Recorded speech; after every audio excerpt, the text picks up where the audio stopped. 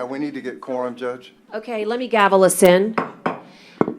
Good afternoon, everybody. It's 1:31 p.m. and I'm gaveling us in for this very special workshop that we are hosting here at 901 North Leopard, Nueces County Courthouse, Commissioner's Courtroom. And I am going to ask for a roll call so that we can certify that a quorum is present. Believe it or not, I see Commissioner Chesney right on my screen. But let's go ahead and do a roll call if you don't mind, Commissioner. Commissioner Chesney? Here. Commissioner Gonzalez? Commissioner Vaughn? Here. Commissioner Mattis? Okay, gosh, by the hair of our chinny chin chin, I'm here and present Nueces County Judge Barbara Canales. We do have a quorum present. Thank you all for joining. And for the clerk, have I missed anything else that you need for ministerial purposes? The time, I'm going to call it at 1:32 at this moment. Okay, thank you. Tyner, that satisfies our quorum? Yes, Judge, and we do not have invocation on this agenda, but we do have the pledge. May I ask everybody then to please rise for the Pledge of Allegiance to the United States of America's flag and also our Texas flag. I'm sorry, Judge, I missed it. There is invocation on there. And also, we'll in reverse, before the pledge, we will stay risen for the invocation. I'll take a good stab at it here. Would you please bow your heads in prayer? Dear Heavenly Father, as we emerge from this Thanksgiving holiday, we owe so much debt of gratitude to so many. We thank you for teaching us humility as your servants here on earth, and we ask that you continue to grace us with not only our acts of humbleness, but of compassion and empathy, and to ask that we can do goodwill towards others. We specifically give thanks after this holiday to all of our first responders, Father. We ask that you keep them and their families in your loving arms, and we extend just all of our deepest condolences to all of those that we've lost, and we ask that you be with these families. Father, we have so many families that are hurting all across this world, and we know that only through your love can they find peace.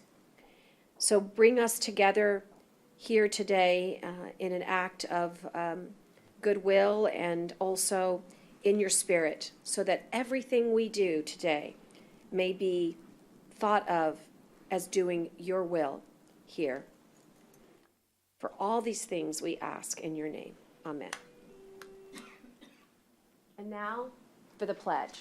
I pledge allegiance to the United States For the United States of America and to the republic for which it stands, one nation, under God, indivisible, with liberty and justice for all. Honor the Texas flag. I pledge allegiance to thee, Texas, one state, under God, one and indivisible. It was like a singer off tune. I apologize. I was just not quite there. So now that we've completed this, the formal protocols of an official workshop, because we've gathered in the room, I would like to ask for a safety briefing. We do this for every time we gather because of its high importance. Let the clerk also reflect that Commissioner Gonzalez and Commissioner Mattis have joined us, and so we are now not just quorum, but we are fully attended. Safety briefing, Sir Timothy. All right. Good afternoon, Judge, Commissioners, ma'am. We're meeting this afternoon on the third floor of the Nueces County Courthouse, located at 901 Leopard Street. Restrooms are located on the right-hand side of the third floor atrium as you exit the courtroom. Please note there's a fire extinguisher located at the rear of the courtroom. In addition, there are also 5 fire extinguishers located throughout the third floor atrium area. In the event of a cardiac emergency, an AED is located on the right wall as you exit the courtroom next to the Human Resources Office. Participants responsible for dialing 911 in the event of emergency will be Tyner. Participants CPR certified in attendance today are Dale and myself, In the event of evacuation, our egress route will be down the atrium stairs, proceed through the doors located on the La Pond side of the street, and muster across the parking lot. Should there be a need to shelter in place, participants will remain in the courtroom. Depending upon the severity of the incidents, the courtroom's double doors will be secured and remain secured until given further instructions from the Nueces County Sheriff's Office or other law enforcement agencies. Our shared safety topic is decreasing preventable injuries at home. And that concludes my safety brief. Thank you. And also, all the safety protocols I have observed are in order for COVID-19 for this courtroom. So I do want everybody to know who are watching virtually that we are practicing what we preach in the 3 Ws. So really do appreciate that. Tyner, I believe now we are ready to commence with the introductions. And I just want to make sure, Connie, can you make sure that there's no public comment? I don't recognize the 395 number. They never responded when I asked them. Okay, so we're just going to make announcement that we are happy to receive your public comment at this time. If caller ending in 395 wishes to say anything, you are asked to unmute at this time. If not, we're glad you're here and glad you're listening. And we appreciate all those who are watching us now via this virtual technology. Tyner, I don't see any. I noticed that there is no one also in the courtroom that's looking like they need to make public comment, so we can proceed. I'm happy for you to check the holes. We'll do one quick. I noticed we're short our deputy today.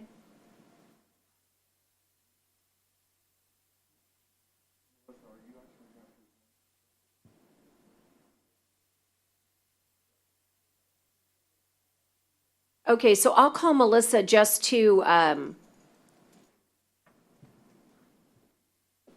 prepare. So let's get going with this great workshop. We do have an agenda. It is a tight schedule. For those of you that are needing a copy of the agenda, perhaps, yeah, thank you. Tyner's got extras here, but the purpose of today's workshop is to try to brief the Commissioners Court as well as our public on the COVID-19 response that has been delivered as part of the program management for Accenture. And at this time, I'm going to ask Melissa Munguia, who is our emergency manager coordinator, to deliver a brief overview of the bio of Accenture. You and I, commissioners, that all of us know a little bit about Accenture, but let's remember that we are also broadcasting. So would you give us a little bit of an introduction, and then we'll hand it off to them. Sure. Good morning, Judge and Commissioners. Accenture is a leading global consulting firm with approximately 500,000 employees worldwide and with over 9,000 employees located in Texas. Accenture has been retained as a COVID-19 program management function to assist Nueces County in establishing critical emergency management capabilities during this pandemic period. Accenture's public sector and health practices have been at the forefront of the global pandemic response, supporting COVID-19 surge needs for over 20 state and local governments in the last several months, including Texas. Their support includes COVID-19 planning and funding support, identification of service and technology needs, requirements definition, sourcing services, and integrated program monitoring and management of solution deployment. Accenture has deployed an experienced cross-functional public health and public sector team to support the ongoing COVID-19 response in Nueces County. At this time, I'd like to turn the presentation over to Rob Cohan, Public Sector Consulting Regional Leader and Accenture Managing Director for this project, to continue with introductions and kick off the presentation. Thank you. Thank you, Melissa. Welcome, Rob. Thank you, Judge. Thanks, Melissa. I appreciate the introduction there. Good afternoon, commissioners, and thank you for allowing us to brief you today on all of our activities that have been underway for a number of months now. As Melissa and the judge indicated, my name is Rob Cohan. I'm with Accenture. And I'm going to get us kicked off here today and do some introductions here in a few minutes. The agenda that we have, as the judge mentioned, is pretty action-packed. There's a number of activities that have been underway as a result of our engagement and side-by-side work with you. And I'm going to kind of touch on these at a high level here, and then as we go throughout the afternoon, we'll be unpacking these, if you will, for you in much more detail. And certainly there are a number of pages of documentation that have been provided as part of your briefing package. The agenda today is to, and I'll touch on this here initially, and then we'll get into it more, kind of give you a sense of what the emergency, the PMO emergency response activities have been, and how that kind of ties into COVID funding in general. Talk to you a little bit about public health messaging and the role of that capability, and then how that sort of ties in with something called sentiment analysis. Obviously, you need to get into and spend some time on test management and contact tracing and those capabilities as they've been adopted by the county. Certainly, vaccine planning, vaccine management in general is one of the very big ones right now. As we stand today, we'll provide a detailed debriefing on that as that's underway. Also talk about social determinants of health using some technology called analytics to really identify vulnerable populations there in the region, and what we're doing with the hospital district to support you in that area, as well as cross-community collaboration, working with the citizens there in the region, getting them engaged, making sure we understand the voice of the citizens, and then how that ties back into economic revitalization and what those details are. Currently working on, and we'll kind of walk you through this as well, a risk dashboard that's very tailored for the county and for the region there, and how that's being adapted and moving forward as well. As we go through each one of these agenda items, certainly we'll pause at the end and see what questions you have or discussions you want to have, further details you might be interested in, etc. I've got three of my team members here with me as well, and we'll be excited to have those discussions as we go along. All right, so next couple slides here, Ryan.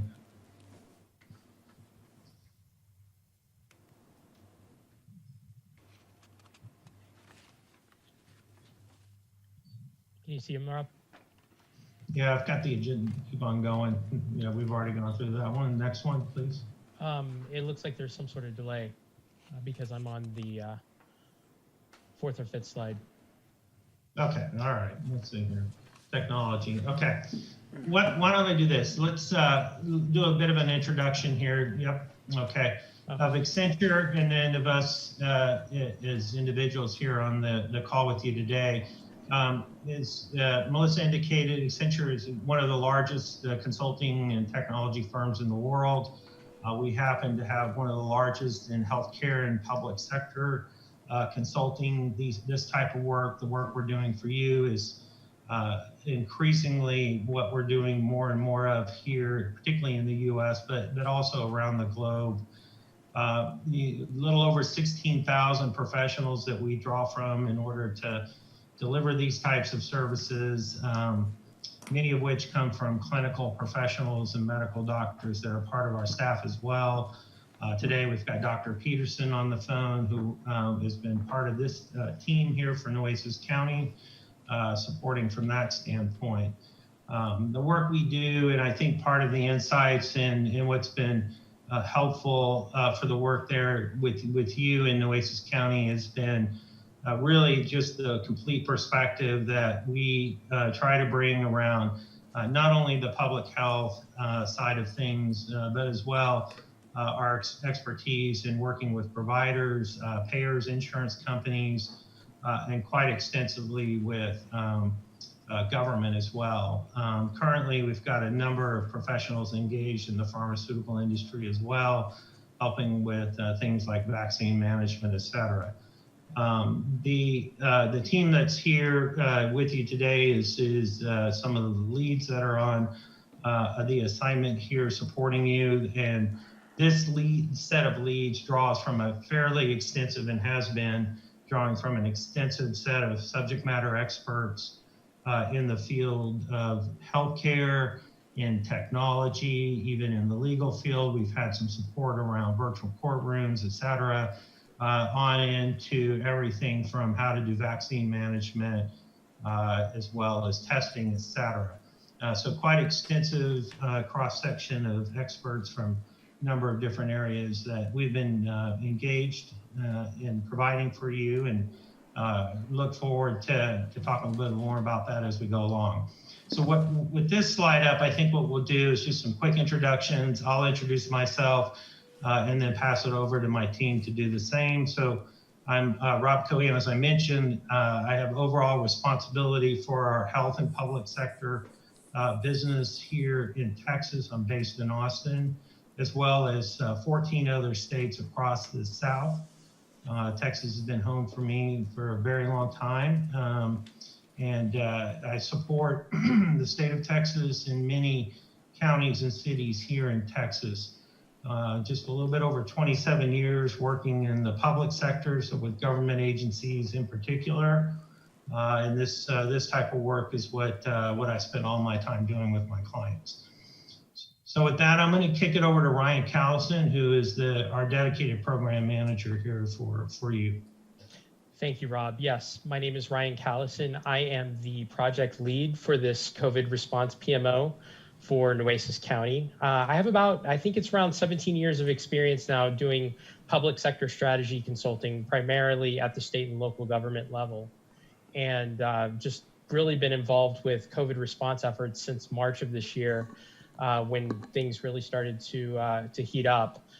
Been working with the state of New Mexico, the state of Oklahoma, and then certainly here at Nueces County and clients in Texas as well. Excited to be here today and have an opportunity to talk to you a little bit about the work that we're doing on behalf of Nueces. Dr. Peterson, would you like to go next?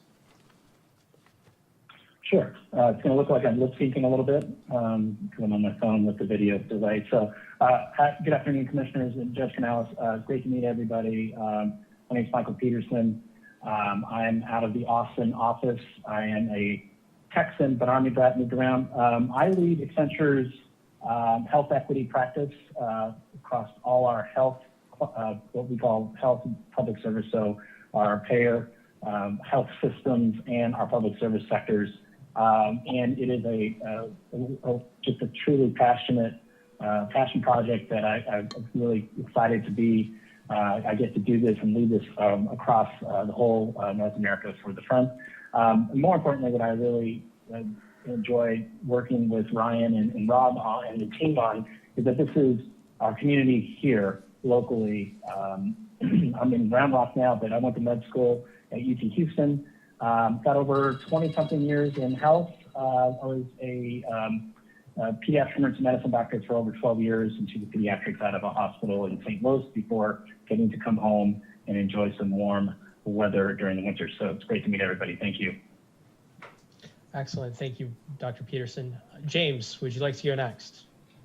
Yeah, thanks, Ryan. And hello, everybody. Pleasure to be with you today. Thank you for having me. My name is James Callison. My experience is entirely in health and public service before coming to Accenture, as well as at Accenture, with hospitals, with public health projects, but also on a local, state, and federal level, helping with everything from programs and policy development to funding management, which is in particular what I'm doing on this project. In addition to being Ryan's right-hand man on a lot of things, I have been particularly engaged with assisting with dealing with the funding mechanisms and submissions for how the county is receiving submissions and how the county is paying for a lot of the COVID activities they are through federal and state funding. Thank you, James. And as far as we can tell, James and I have been working together for quite some time now, but we don't think we're related, but that always comes up as a question.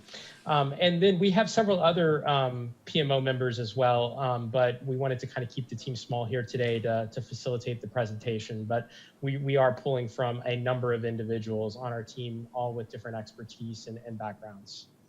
Rob, back to you. All right, thanks, Ryan. Why don't we move over to the next slide here real quick. Is it showing up, Rob? I'm sorry. Is the map showing up yet? Yes. No, Yes, we're good. not yet. We got a little bit of delay. Do y'all have it there? Okay. If you have it, then I'll move on to the next here. Okay. So a little bit of background. This just kind of gives you a sense of what we as a firm have been up to here across the United States and the types of work that we've been doing to support the numerous governments facing the impacts of COVID-19. As I think y'all know, the COVID crisis significantly spiked there in the summer for you, and certainly the county was impacted pretty tremendously. This was the time when you brought us on to enter into an emergency contract and help you proactively, to the best we can, manage through this, and to bring frankly a comprehensive kind of response to the challenges that the pandemic was presenting. In this case, and I touched on this a minute ago, it included deploying a number of subject matter experts across a number of different areas, with a couple things in mind. Obviously, to draw from leading practices, but to also very quickly establish critical capabilities there for the county to help you try to manage through that spike and frankly any other spikes. And unfortunately, as we stand today, we're facing another spike here across Texas and in the region there as well. Our engagement, just a little bit about it, in case you're not updated on that, was vetted by the state of Texas and the county's attorneys. It's been really structured to, while providing a comprehensive set of program management services, it was really designed to be extremely flexible. So we could change on a dime if needed and really flex in a way that was meaningful for Nueces County as we went along. Obviously, having foresight in the middle of this pandemic is not really there. And so we've been very supportive of basically stepping up to different work activities, calibrating and recalibrating capabilities on the fly across a very broad range of items, some of which are here. So the big thing we'll walk through today, and I talked about it in the agenda, is what the county, what you have specifically done.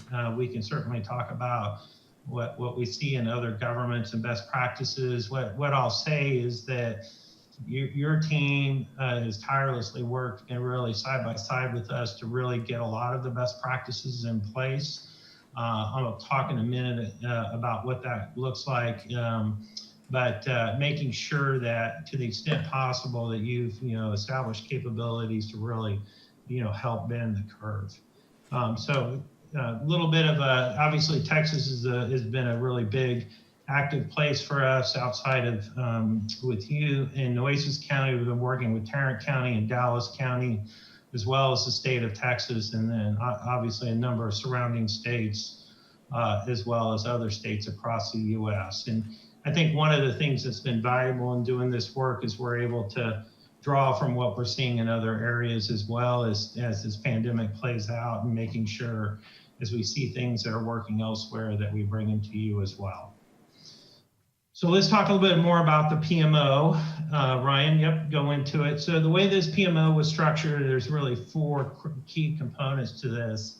One is to make sure that we work with you and your stakeholders to identify those needs that we need in the county immediately as we went along, that needed to be established in the form of projects. making sure that we supported you and provided expertise, frankly, in identifying funding sources. Obviously, there's a number of federal funding sources available and that you are using to support these different capabilities you've been putting in place. And then get those projects structured so they can be organized such that you can manage and implement them very, very quickly, given the situation with the pandemic. That includes in the second tower there, we're really working through scoping them, getting them framed up in a form that can be actioned quickly, helping you source capabilities, whether it's from different vendors, it's internally, some combination thereof, and getting that set up in a way that you can make decisions about choices that you will have as you go through these different sourcing scenarios. As I mentioned, the funding piece is a big part of it. We're going to talk about funding here specifically today with James on the phone, and kind of make sure that whatever projects that are launched are tied to funding sources available. And then obviously provide that ongoing expertise and advisory support around best practices, drawing from the breadth of the firm in this case, and making sure any lessons learned that we're picking up from other areas, et cetera. And there's been a number of those that we bring those to bear for you as well in Nueces County. Next slide, a little bit about how this works at a high level in terms of the work streams themselves. Each one of these work areas is really kind of stamped out in, initially we do a quick exploration of what needs to be done based on various requirements that have presented themselves, making sure that we get that kind of framed up into a very quick charter for a project, obviously cost, key resources across not only the county, but outside of the county that need to be involved, taking that through a quick sourcing cycle and making sure there's basic requirements identified. So whatever ends up being put into place is not only aligned to best practices, but adapted to what Nueces County needs. Any kind of procurement expertise or support to make those kinds of decisions around acquisitions. And then obviously going into the implementation stage, making sure things stay on track, get done, and we actually have a go live, whether it's a capability, a technology, a process, et cetera. So this is how each one of those work streams kind of plays out at a very high level. And then, next slide here real quick, Brian, just to give you a sense, I kind of call these project launch pads, but very simple one pager, some folks call them strategy on a page, way to sort of frame up the critical components to make a informed decision about what projects do we take on and what does it look like. So these have been an integral part of the program. There's been numerous charters created to get them to a decision point for you from an emergency management standpoint. Many of these have been actioned. Frankly, some of them have not. But the key is to really get the projects kind of framed up in a way, as I mentioned before, to make those kinds of key decisions. The next slide, real quick, Ryan. All right, so here's kind of on a page all the sort of work streams underway with you that we're supporting. There's a number of them. We've got 10 up here on the page, and obviously these cascade down into a lot of details. I'm going to touch on this at a high level here just for a couple minutes, and then as we go through the afternoon, what you're going to find is we're going to start getting into all the details around these different ones, so you're fully briefed on why was this initiated, what does it mean, what kind of impact are we looking for it to make, where is it in the stage. So Dr. Peterson's on the phone. He's going to talk a little bit about this when we get into social determinants of health. This is a critical capability using analytics technology. Texas Health Institute is engaged with the hospital district to bring this to life. It really brings kind of line of sight to populations that we need to be concerned about and proactive with. So this social determinants of health capability has been kicked off and underway at this point. Public health messaging, going to have a brief on this from Snyder and Associates. This is about bringing a unified public health message to the region there. This has been a critical lesson learned across numerous jurisdictions in the U.S., but frankly across the globe. Making sure that whatever message is sent is confusing. It's not confusing. It's concise, and it's tailored to the populations that you serve. Test management gets into, and this is implementing and gone live, gets into making sure you have an automated way to self-serve with symptoms, do the assessment, and then most importantly, get your test scheduled and set up for automated test scheduling. This solution is in place, and we'll obviously talk a little bit more about this. Sentiment analysis. We've got a partner in place in Citi helping with this. This is really I'm trying to understand kind of the pulse of the public, as I like to say it, using some of the data that's available, the public data that's available through social media, to make sure if there's certain things that people are concerned about, worried about, want us to respond to, that we understand those and are frankly aware. Vaccine planning, I think, obviously this is, I would say the most significant thing we're working on with you right now, getting through kind of the planning cycle and making sure vaccine management is put in place. Vaccine management will be obviously the largest activity going into the next several months.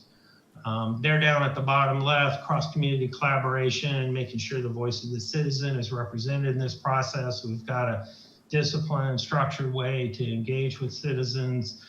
This has been underway. We'll have a briefing here this afternoon on this as well.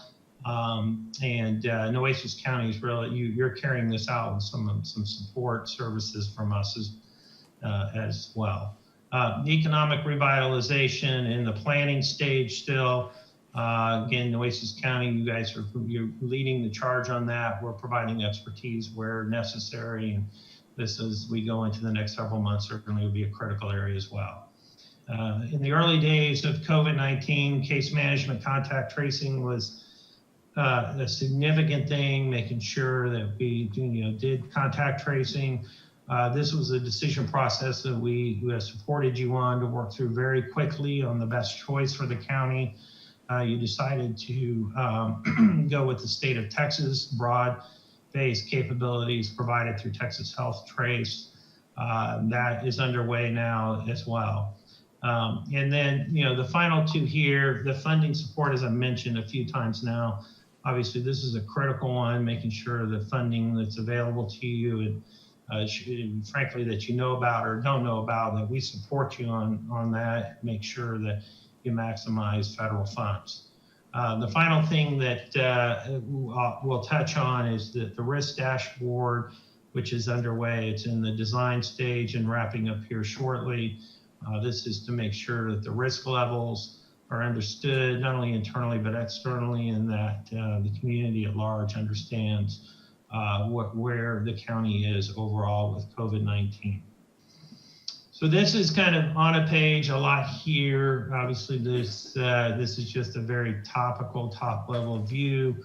And then this afternoon, we'll go through these in more detail for you. All right. So with that, I think, James, I'm going to hand off to you to get into the funding and the fund management a little bit more detail. So, Rob, I'm going to interject just a moment and just stop and just ask commissioners if they have any, it's always nice to sort of pause for just a moment and say, hey, does anything that you've said so far in the overview, so you now kind of know where we're headed into the individual response dashboard subject matters. But is there anything so far that brings a question in anybody's mind? Okay. I think if I were going to sum it up, and I see cameras rolling, if Accenture were a shoe, they would be Nike.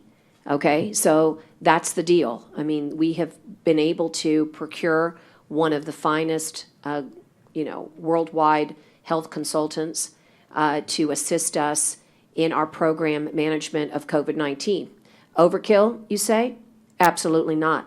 Every life in Nueces County is worth 100 Accentures. And so I just want you to know, when we were at our crisis, they really answered an incredible call. The last thing I want to say is that as we go through each of these, be thinking about some of the questions that you might want to ask. If today is really more of an absorbing day for you, tomorrow we've set aside time to be able to ask detailed questions. Don't want to put you on the spot that you have to ask a question right now, or if you're a member of the public and you're listening to this, if you have a question, let us know, and we'll be happy to use tomorrow's time as an opportunity to answer your questions as well. But I think that, you kind of now have a glimpse of the universe we're about to head into. And the way we got here was simply that emergency management found themselves in a situation where we were beyond emergency. We were in crisis mode, and what we needed to do was tackle 10 different subject matters all at the same time. And I think that when you see these charters, what you see is the result of many, many conversations that, rather than being disjointed, get funneled into one place where you can say, here's what you're asking me. Here's how we can set forth an outline. And we use these charters, I call them outlines, in order to achieve a certain result. But the problems that initiated the charters typically came from something that was happening out in the real world, or some scenario where health department says, we need help, we need assistance. And so I just want you to understand, from the plea, if you will, or from the emergency comes organization.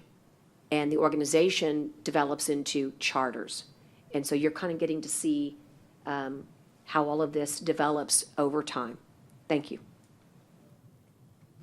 And I'll just pick it back up here really quick. One other observation here is that many of these capabilities, if not all of them, are very strongly interrelated with each other.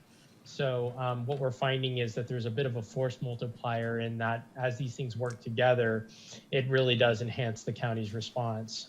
So we'll be pointing that out as we go through our presentation today as well. With that, I will turn it back over to you, James. Thank you, Ryan, Judge, Rob. Obviously, everything we're discussing here today is stuff that couldn't be imagined a year ago. A year ago talks about vaccine management, talks about public health messaging, a dashboard, let alone PPE supplies, as well as day-to-day activities like cleaning a courtroom to be compliant with public health advice is almost unimaginable. And the higher order thing beyond all of that to a certain degree has been funding. And you all know, it's been in the news, you guys deal with it every day, of how counties, local governments, and states have been truly saddled with large expenses and large funding requirements that they're oftentimes having a hard time meeting. And so a higher order issue beyond almost dealing with them in the charters and things like that, to a certain degree, has been ensuring that the funding that Nueces County has is sufficient to meet the needs of what the county has from a public health as well as from an administrative standpoint. A large portion of what we anticipate as well as are already budgeting that have been expenses with regards to COVID are being dealt with at almost a federal funding level, where we are managing large swaths of money coming from federal agencies as well as from federal mandates that we are tapping into through the state and through the city as well to be able to provide for a lot of these necessary pieces to respond to COVID. So what this ends up looking like at the end of the day is an engagement from Accenture, an engagement from a group called Haggerty Consulting, where they are experts on FEMA funding and applying for FEMA grant applications. The grants administrator at the county level, as well as other county officers like the auditor's office and other stakeholders around the county, to ensure that we have a seamless process that goes all the way from the level of the federal government supplying these funds to the state down to the vendors and down to the stakeholders that on the ground in the county need this support from an economic standpoint or also from a public health standpoint.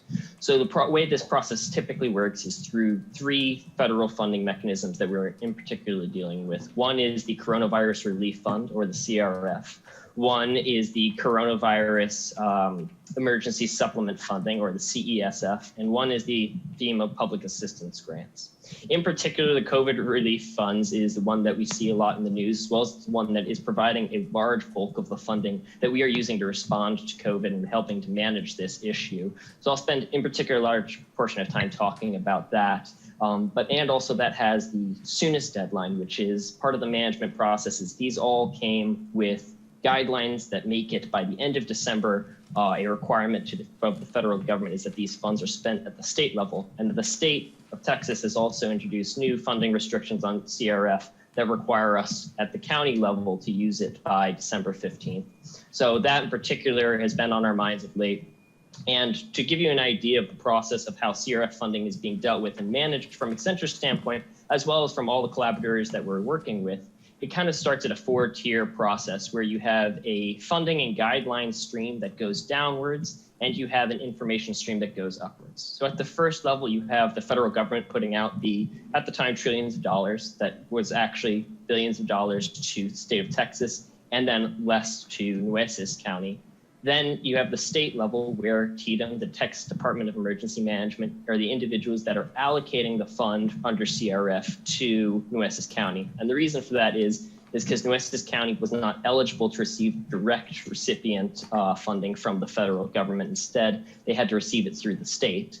Then you have the county level where we are both managing the funds, but also receiving requests to use the funds and having to basically allocate the funding to appropriate things that meet the eligibility requirements of the funding. And then finally, you have the vendors and the stakeholders and the partners that we have that are required to use the funding appropriately, but also supply the information about how they use the funds properly. So you have a funding process going down, as well as an information and an auditing process going up, where we have to manage the receipts, we have to manage the invoices all the way back up through the county, through the state, back to the federal government.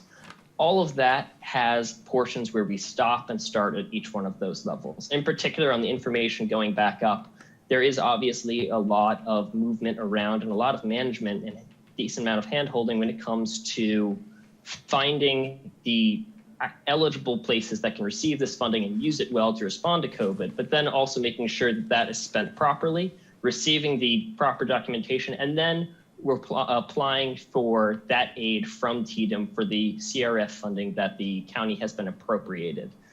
All of that has stop and start good places throughout our time and has been kind of months in the process of doing. And where Accenture really taps into our understanding and help the county is at the stimulus evaluation level of what are eligible expenses, as well as at the management level of what is being applied for, what isn't being applied for, what is submittable and follows the eligibility guidelines, not only provided by the federal government, but also the state, and then also managing the process to ensure that the state is reviewing in a timely way, as well as reviewing in a way that meets expectations so the county can, at the end of the day, receive the funding reimbursed back to them for a large portion of what they are being cost under the coronavirus issue at the moment. And with all of that in mind, there is stop and start to there, as well as on the stakeholder standpoint, there is a lot of cooperation and coordination necessary with the city level. Because as I mentioned earlier, the county wasn't eligible to receive that direct sum from the federal government. And the county instead received that fund through the state for individuals that are not incorporated within the city limits of Corpus Christi. Because the city received the funding for those individuals. So with regards to the health department and a lot of other places where the counties had to cooperate with the city, but also just in general to responding to the public health emergency for the community in general, the city and county have had to lock hands and work really in tandem, and that's required a lot of management process as well. And with that, I think that gives you, don't want to drain the process much more than that, but that gives you a large idea of dealing with this huge process all the way from the federal level down to the local level and back up, and how we are engaged with that. Unless Ryan or Rob, you want to add into any of that, I am happy to answer any questions there off of that. Yeah, let's open it up for questions on funding. I just want to open it up by saying that, this system that was set up, as was noted, of course, never existed before. So it's not like we had a template. The closest thing we had didn't apply, which was FEMA. Unfortunately, did not follow FEMA's rules. They were a very different set of rules, although you couldn't negate FEMA's rules because some of the dollars you wanted to seek reimbursement for would be from FEMA. So it really created parallel tracks of incredibly laborious work, and it was truly set up for you, you know, not to get your money back. I mean, you really had to find the right match. And so it reminds me of that game we played when we were kids, where you're looking for, you know, you turn over all the cards and you're looking for the pair. It really was an unbelievable, it is still ongoing. It's an unbelievable process. And I want to say that this, out of all of the areas of work, was the most critical because we couldn't continue our work unless we solved this particular piece of it. And as incredible as Maria and Natalie have been, there is no way that they could have begun the process of reimbursement without the team of Accenture and Hagerty. It would not have been possible to go and be able to recuperate these dollars. So this is a really good area to ask good questions, particularly regarding reimbursements and pending reimbursements and where we are in the process and some of the issues that we faced. And I'll just open it up, Tyner, for anybody online or anybody here. I will say that of all of our clients who are engaging us for support in COVID response, this has been one of the areas that has been most in demand.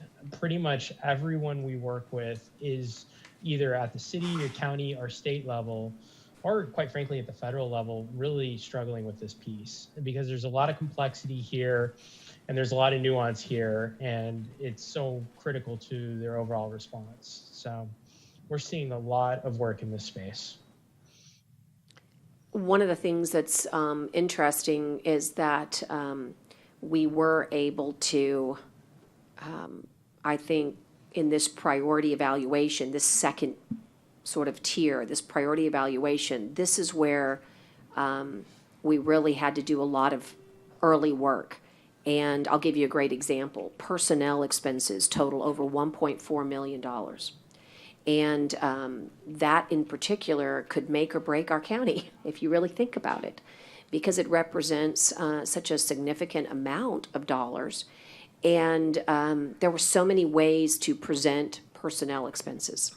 And so really by making that a priority, we were able to create that submission to our state, and they are actually evaluating that as we speak. By the way, they send back questions, so this is ongoing. Just when you think, okay, I've got all the information into the state, your process is just begun because they send back detailed questions, detailed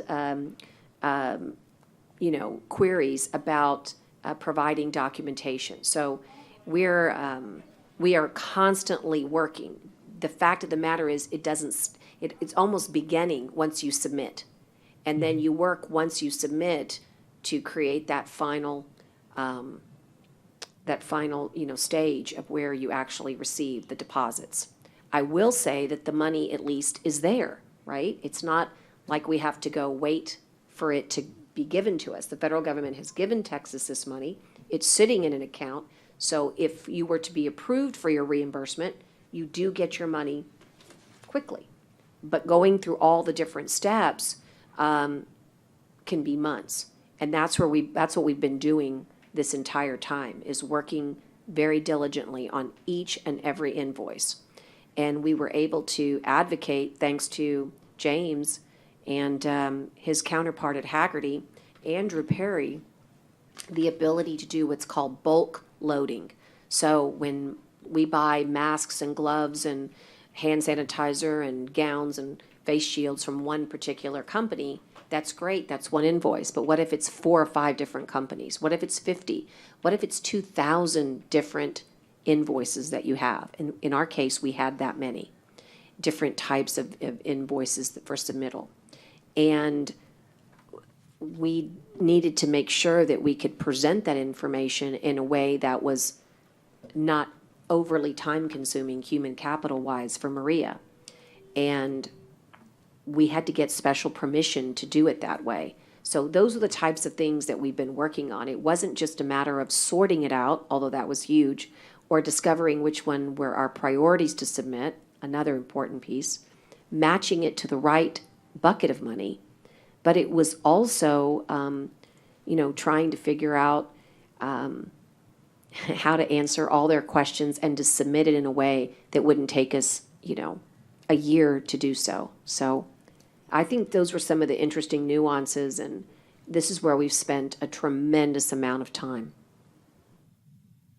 Are there any questions for James or Amanda? Amanda's not on, but sorry. I always say James and I follow it up by Amanda because usually one name follows another. Okay, well then let's move on then, gentlemen. All right, thank you, Judge. So I'm going to take it from here and talk a little bit about public health messaging now. So just to set the stage, when we started back in July, that was a time where one of the surges was occurring, and we were seeing a pretty rapidly spreading coronavirus footprint within the county. And, when we first got started, we conducted a number of interviews to really understand the county better, to understand what were the current needs, what were the priorities, and what was happening in the county that needed to be addressed first. And it was pretty incredible in that every single person we talked to immediately pointed out that additional public health messaging types of channels and messages and things like that could be of incredible benefit to the county. With the out-of-towners coming in and with people hitting the beaches, with younger populations within, with county residents as well, how do we best get messages out to them about, what are safe practices? How do we remove fear? How do we help them understand what county resources are available to them so that they can take advantage of those and stay safe? And, the county's been doing things like local TV briefings. The county has, its own communication sources. But one of the things that we quickly coalesced on is that maybe there are ways to further use social media to reach younger populations. Or maybe there are ways for those who don't have internet or access to some of these communication channels to do things like build out digital flyers, to put advertisements in the malls, on park benches, things like that. And we really were able to build a lot of consensus among a number of stakeholders to really move forward with some public health messaging campaigns. Some of the things that different county participants needed to be aware of were things like the new COVID clinic that had just been set up to help treat citizens or to see citizens who had come back with COVID positive, or to understand what the health department was doing for testing or what the county was doing for testing. So we worked together to quickly put together a kind of high-level scoping document that described really what the county needed for new public health messaging effort. And really that comes down to a couple of components. One was a media strategy to identify who are the populations that need to be communicated with, what are the key messages that need to be delivered to them, what are the mediums that need to be used to send the message. And then that scope would also include developing that creative content and then paying an advertising bucket to make sure that that creative content is seen.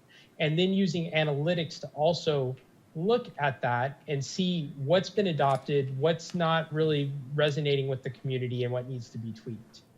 And so once we helped scope that out, we worked with the city of Corpus Christi and Nueces County to identify a pretty good-sized list of local full-service advertising agencies that might be interested in doing this work. And we built out a little mini procurement with them where they could look at the scope of work and they could respond with their creative assets and pricing and things like that. And then the county could work to pick a winning vendor. And as part of that process, the county ended up selecting Snyder and Associates, which is a local full-service advertising agency. And I think we were going to have Brad Snyder here today to talk a little bit about the campaign that they launched and how that's working, and talk to you a little bit about the creative content that they have. I don't know if Brad is there in He person at is. the moment. He's Okay, right perfect. here, and he's going to take the podium momentarily. Excellent. I'll pause I was just for- excited because when I watched the football game, one of the breaks, Do you see the spot? saw the spot. That's And I great. made everybody stop and look at it. Anybody who's been watching television or been on social media or been to the mall or driving around town has seen this campaign. So I'm glad that you got to see it. Ryan, do you have a slide for us up there? Brad, yeah. So first of all, I've got the one that kind of talks at a high level about the scope of the campaign up. Hopefully you all can see it. But then once, if you want to make some comments about this one, you certainly can. But then I can move on to some of the example creative content that you all have Well, I launched. just, to give you all some background, we have been in business for 34 years. Our number one top-level client is Christus Health and Christus Spawn. We've been representing them for over 30 years.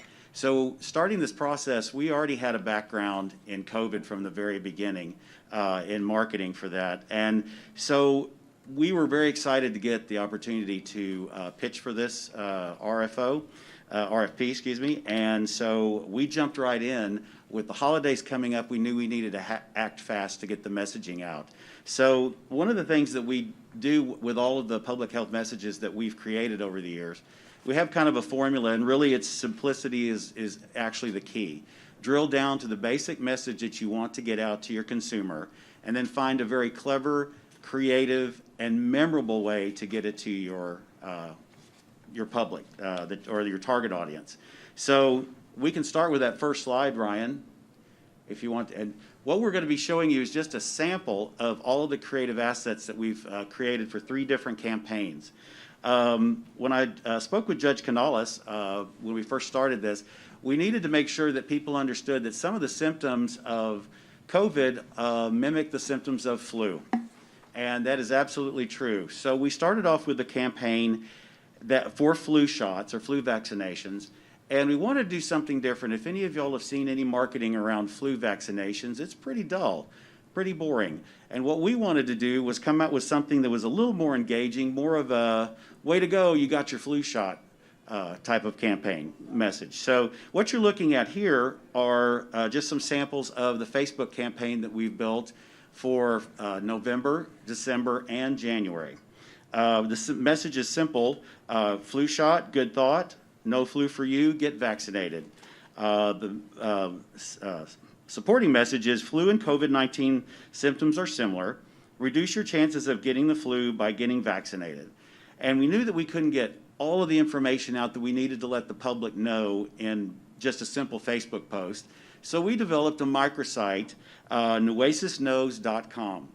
And I'll talk to you a little bit about that later as we go along, but all 3 of the campaigns I'm going to show you all lead back to that web microsite. Moving on to the holiday COVID campaign, we went in with the concept. We had to do this in a memorable way. So we thought, what matters to people during the holidays? And it's tradition, it's love. So we came up with this large library of messaging. Share a moment, not the virus. Pass on traditions, not the virus. Share the spirit, not the virus. Pass on traditions, not the virus. And share the love, not the virus. And the 3 things that that are up on the screen right now are just executions. We have bus benches, we have out-of-home marketing in La Palmera. We also have television, social, and radio that goes along with this. And in every application, we've done this in both English and Spanish. And then moving on to the next slide, the community COVID clinic needed a lot of help. And I'm glad that Judge Canales talked to us about this.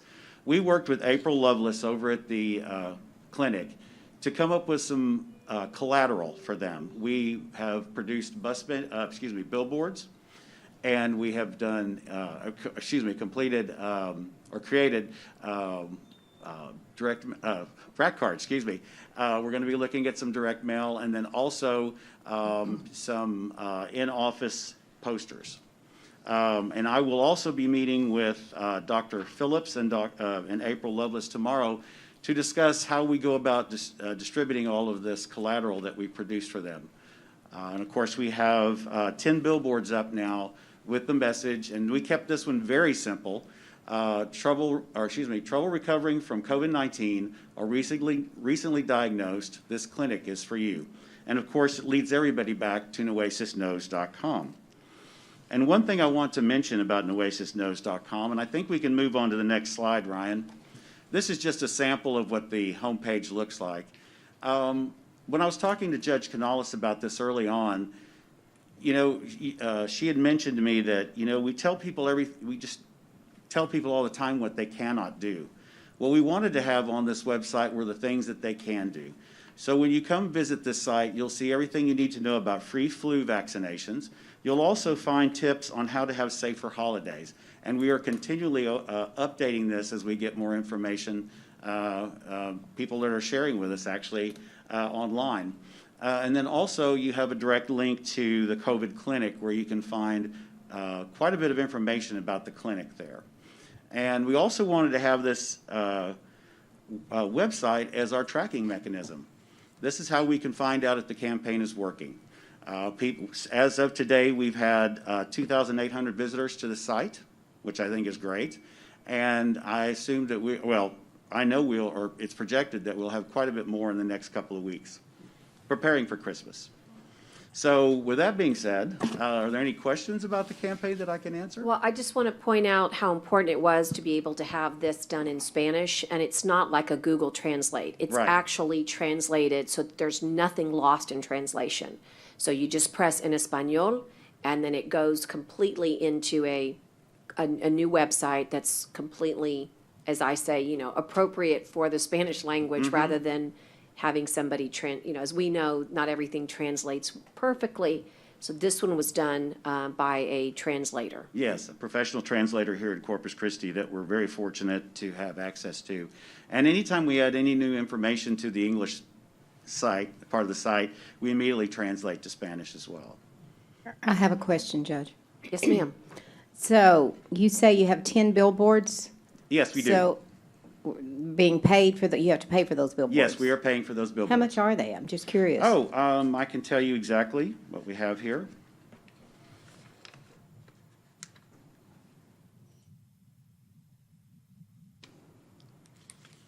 Here we go.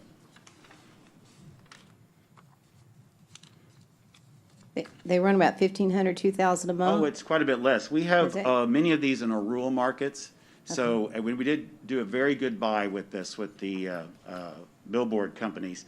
I'm looking for the actual price on that. I can give you all the locations.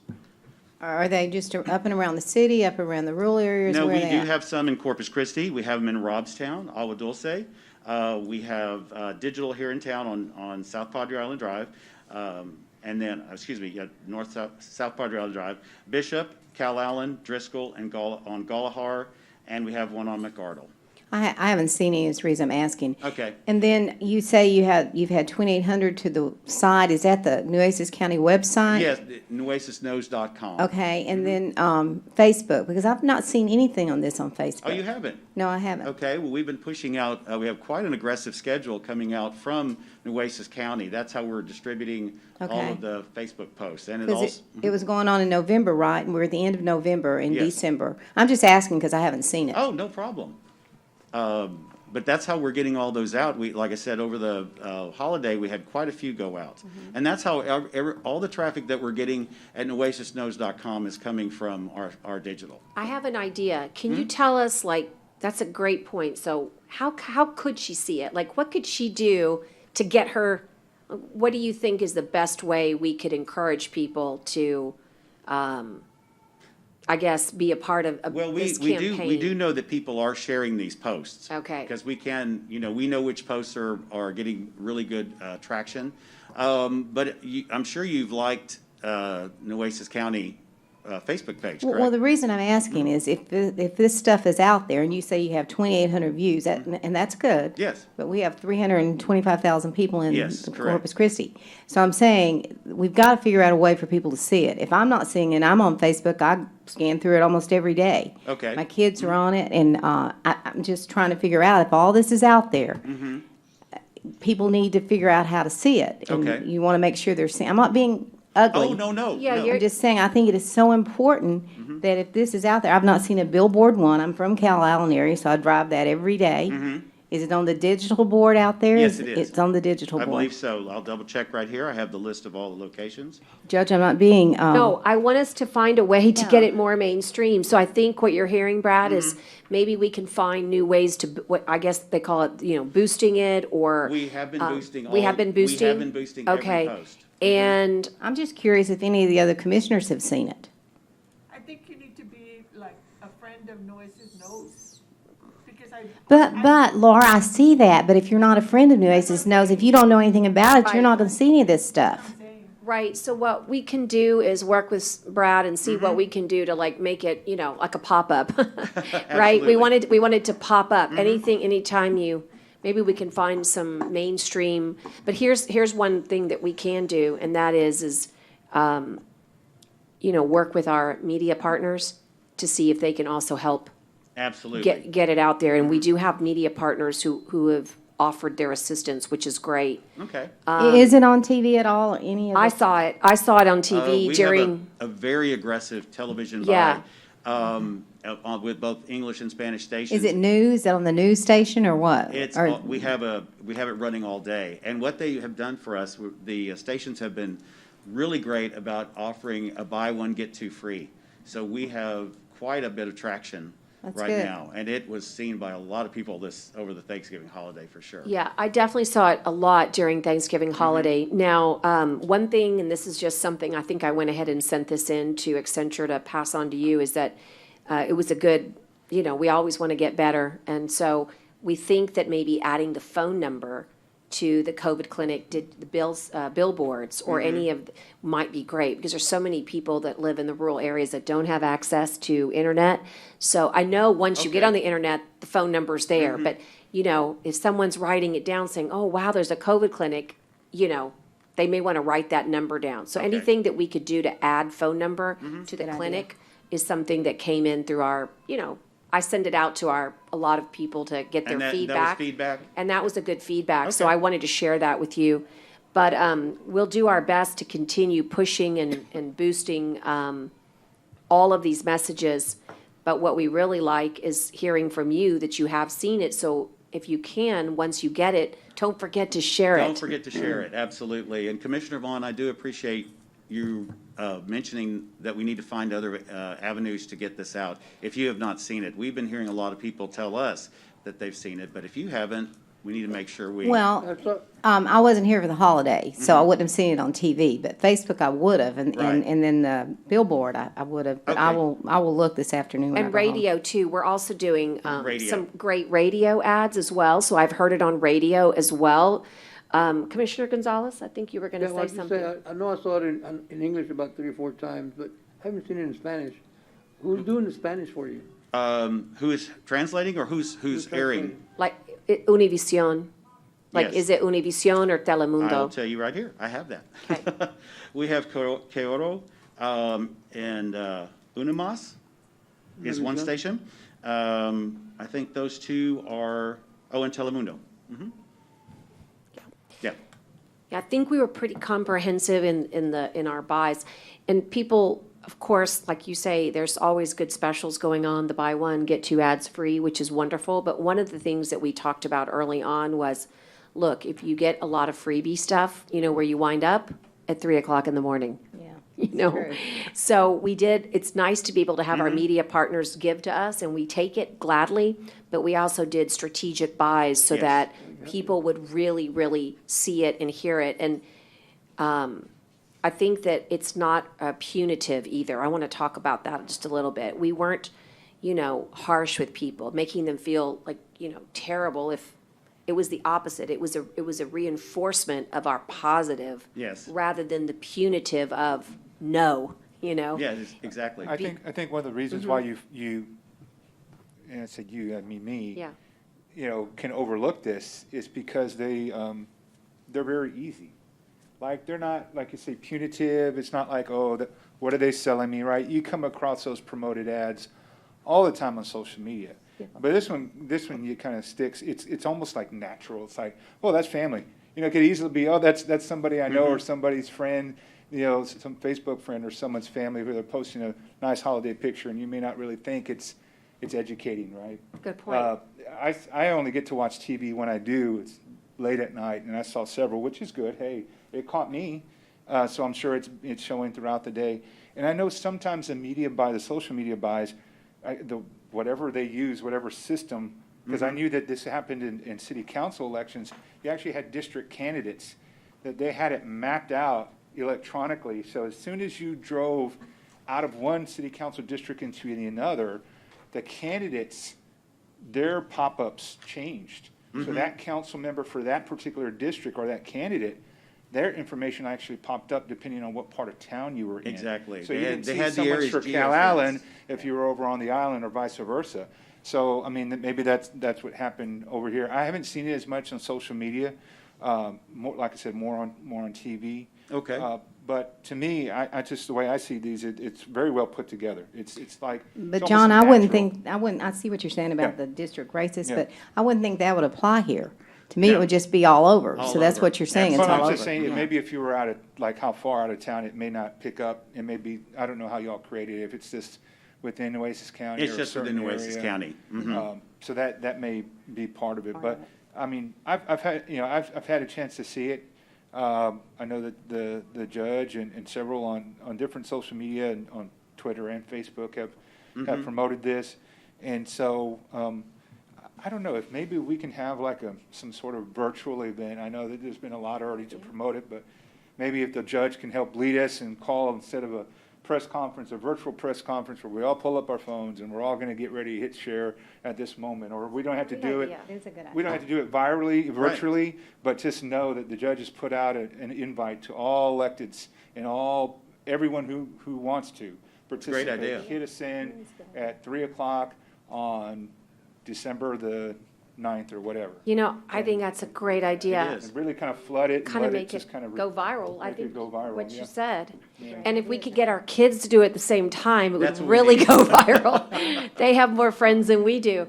No, I think that's a great idea. And look, I just want to emphasize again that typically on a campaign like this, and Brad, you could speak to it, you would have months and months and months of creative. And so we literally told Brad, okay, we need this, and it's super important. It's going to save lives, and we need you to have it like next week. So not really next week, but the point is that everything we've done it on an advanced program, an advanced schedule, and we've gotten really top-notch work because everybody knows what's at stake. And I also want to address something that public health said, and that is that, look, there is a fatigue about all what we say, but do you know why every company, before every job, every day has a safety briefing? It's because that you cannot emphasize it enough. Right. And so all of us have a tendency to say, well, maybe just this one time, I'll go do this, or. And I think that during the holidays, we think we're safe so that we can gather. And I think what this is telling us is that there's something more important here at stake. There is a higher level of service or a higher level of compassion or caring for one another. And so that's what it means to me. And it translates really well in our Hispanic culture in Spanish and in English. To me, this is a beautiful message that would resonate everywhere. So I think we do need to make it go viral. Absolutely. And also, like I said, we have libraries built for these messages. We can share those with anybody else who's willing to push them out. Yep. They're available. And guys, Brad's here to help. He wants to hear your feedback. So if there is Absolutely. something that you think, please share it with him. Remember, tomorrow we'll be able to take your questions again if you all have some more comments. But other than the phone number, I've just heard very, very good things. But again, we're going to delve into vaccinations very Right. soon. And so Brad has been tasked with two things. One, a public health regarding schools. Annette and Public Health has asked us to explore that. What message are we sending to our schools? And also vaccinations has come from emergency management. How will we get the information about signing up for vaccines and signing up for information about the vaccine. So before you sign up for a vaccine, you may want to know more about it. Right. And so Brad will be working on that. So that's where he's headed. But anybody? Brad, thank you so Oh, no, much. We're thank just going to y'all. keep us on task here, but again, Wonderful. thank you. Thank you. The next part, if you don't mind, stick around just for at least the next part, because we're going to delve into sentiment analysis, and I want them to understand what that is and how that's driving you and your message. Yeah, absolutely, Judge. I'll pick it up from here and Thank talk you, a little Ryan. bit about community sentiment. So, we just spent some time talking about getting the public health messaging out there. But then the question is, how well is that resonating with the community? And what is the community talking about with itself over social media? What are the topics that are really bubbling up in the community and seeing a lot of interest and action? We found that social media is a great place to get a pulse check on your community because a lot of people are out there and it's anonymous and they are fearless as far as what they share, right? And so you can get a really good sense using social media as an additional channel to know, are your messages resonating? Is there misinformation that's circulating in the community? And what are things that maybe the county isn't aware of that needs to be addressed? And so what the county has done is it has partnered with a company called Zen City, and they have a cloud application that is what we call sentiment analysis or social listening, which allows it to look at both the county official social media feeds, Twitter, and then other feeds that are in the county that aren't necessarily owned by the county itself. It also looks at local news, so it could be Chris TV, it could be KIII, and sees how people are commenting on those articles and things like that. And what it does is it provides a dashboard that shows you across different topics what are the articles or posts that are generating a lot of attention in the community, and is that attention really positive? Is it negative? And what are some of the terms that are going on in social media that are seeing more and more usage? And this really allows the county, as I mentioned previously, to really hone in on, are your messages getting across? What is out there and what is generating a lot of interest? And this is a brand new platform that has just been posted, and it does keep everything anonymous. So you don't see individuals' names or anything like that. It looks at it at an aggregate level. But it's a great way of getting alerts or being notified when things are happening in the social media sphere that are impactful for the county and are on certain topics that you can configure. The company also has a staff that can do investigations and write reports on specific topics.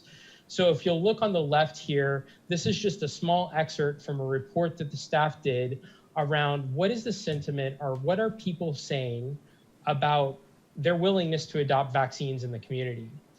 And it goes through and it basically, calls out what they've seen based on various communications and based on various articles, essentially saying that, yes, this community, like the overall community, is still somewhat reluctant to accept a COVID vaccine. But there are certain things that they're finding in social media that are recurring themes that indicate these are some ways to potentially get past that risk. And there are things like maybe the judge or other elected officials make a PR event and demonstrate that they're getting the vaccine in a public manner. Maybe it's more public health personalities like Dr. Fauci or others really expressing confidence in the vaccine, and a number of other recommendations that were made. So through this platform, the county does have a way to see how different constituents are feeling and then maybe some recommendations for how to address those. The county has also used this for things like the decisions on whether or not to reopen bars and other areas like how well is the public health messaging being adopted and reviewed, how many people have really know or commented about the testing capabilities from the health department and the county, and so on and so forth. So this is kind of a complementary technology or solution that has also been developed to listen to the community that goes hand in hand with the public messaging out to the community. So let me take a second here and pause on this topic and see if there are any questions. So I will tell you that this is a super interesting something I didn't know about. Okay, I'd never heard of the term sentiment analysis. I don't know if I'm unique or if you had ever heard. I'd certainly never heard of it before. But what I can tell you is there's always a lot of talk about listening to people, listening to your community, listening to getting public input. But how do you do it when you're just so pressed for time, when you can't literally go to like all our roundtables that we used to go to and hold these virtual not virtual, we used to hold town halls when we wanted public input and comment. We would go to business associations and Rotaries and Kiwanis and, all of these opportunities are now lost. And so what I really love about Zen City is that they're listening. They're listening to you, the public, and they're giving us these weekly reports. So there's been a lot of discussion about, if I make a decision, people have surmised, okay, I would listen to the public. Well, I want you to know that I believe that, and we have been. And we started as soon as we could, which was this summer, listening. And it specifically surrounded, we started really working in this endeavor about beaches and the opportunity to try and get a hold of this crisis that we had, where it was such a delicate balance of, you had basically your visitors bureau telling everybody, come to Corpus Christi, it's beautiful. And then you had healthcare workers saying, please don't come, right? So this was this tug of war, this balance. So I just want you to know that Zen City was something that's been happening behind the scenes, that's been giving us a glimpse as to what the people think. Now, is Facebook all the people? No, it's not. I'm not a big Facebooker, but the point is that it's a tremendous glimpse inside to a lot of people. So it takes that 2,800 that Mrs. Yvonne was talking about and makes it all of a sudden several 100,000, right? Facebook is really well utilized. So it's not everybody, but it gives us an opportunity when a lot of places are closed off to us to listen. So that's what Zen City, in my opinion, is all about. It's about listening, keeping our ear to the ground. What are people saying? How are people reacting? What's positive? What's negative? What's trending? Did they love our ads? Did they hate them? Do they think that they're not working? So we can take this weekly information and feed it back to emergency management and say, you know what people are talking about? They're talking about how, the testing was fantastic at the health department and how easy it was. Or I'm just, hypothetically talking about this. Or the opposite. You know what they're talking about? How the lines were too long and how the people weren't friendly, and we can adjust. So when public input is limited because we're not able to gather, we can listen with Zen City. And I hope that helps you understand what all these very fancy words, sentiment analysis, means. Are there anybody want to talk about that or questions? Well, people get bored and you have to really have something that gets their attention. And just the name, if you just use this, because it sounds like Sin City, Las Vegas. That's Just funny. FYI, I'm just telling you. That's what I thought when I saw it. You just bored. It has to catch your attention because those ads are boring. Not yours. I'm talking about ads, and just skip over them. So to stop and read something, it has to be something that gets your attention. So, they look good. Your ads look good. Yeah. They did.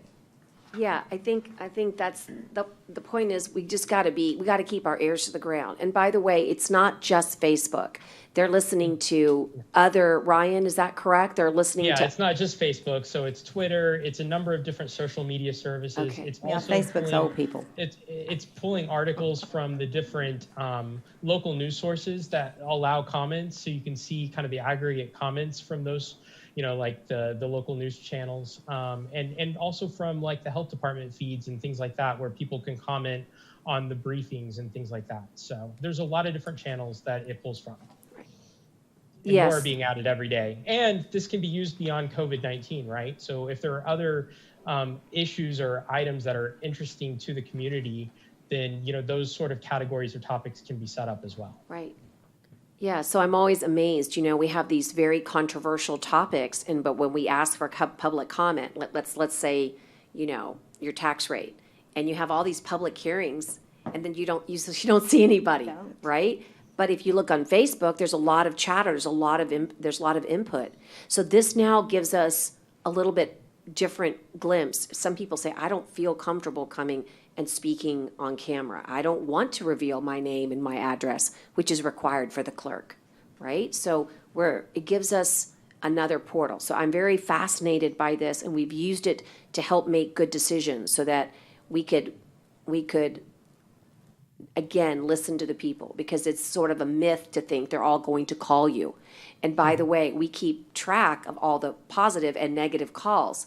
And so it's like having a hotline that's always open to have the public have this input. So, okay, well, we can move on, Ryan. All right, thank you, Judge. So now we'd like to talk a little bit about test management, which is one of the key foundational capabilities associated with the county's response to COVID-19.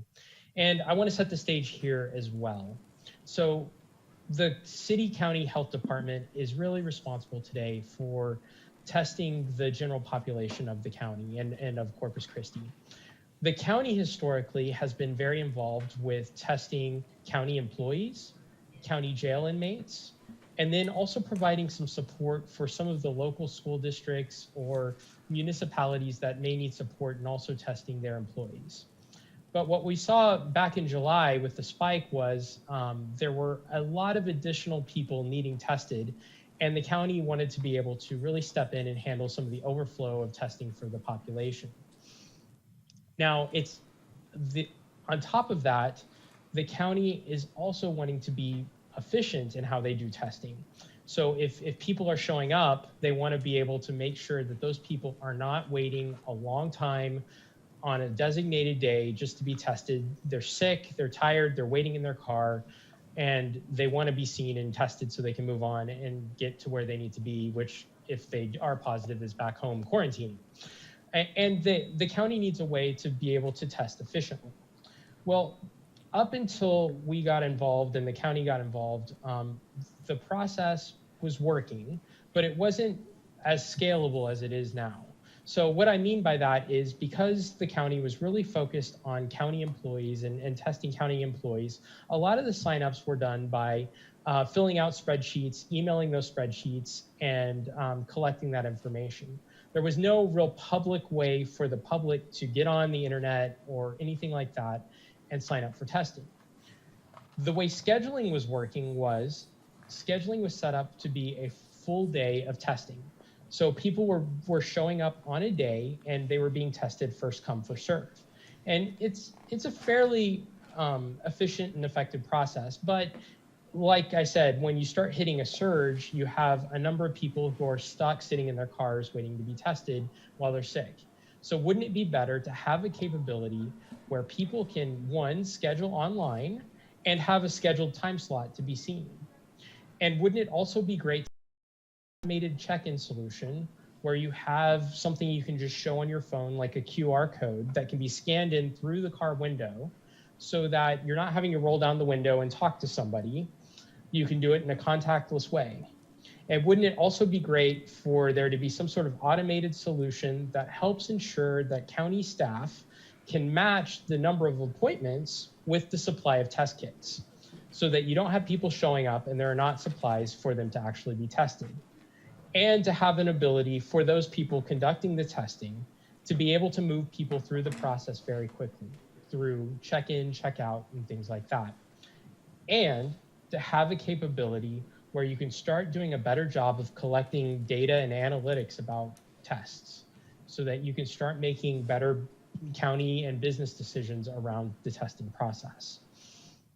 So the county over the last couple of months has been going through a transition from a more manual process where it is set up to test the county employees and do it well, but into a more, a larger role where it can actually help handle the overflow of county residents and perform testing for them, whether they sign up online and get them through the process in an efficient way so that they're not waiting a long period of time.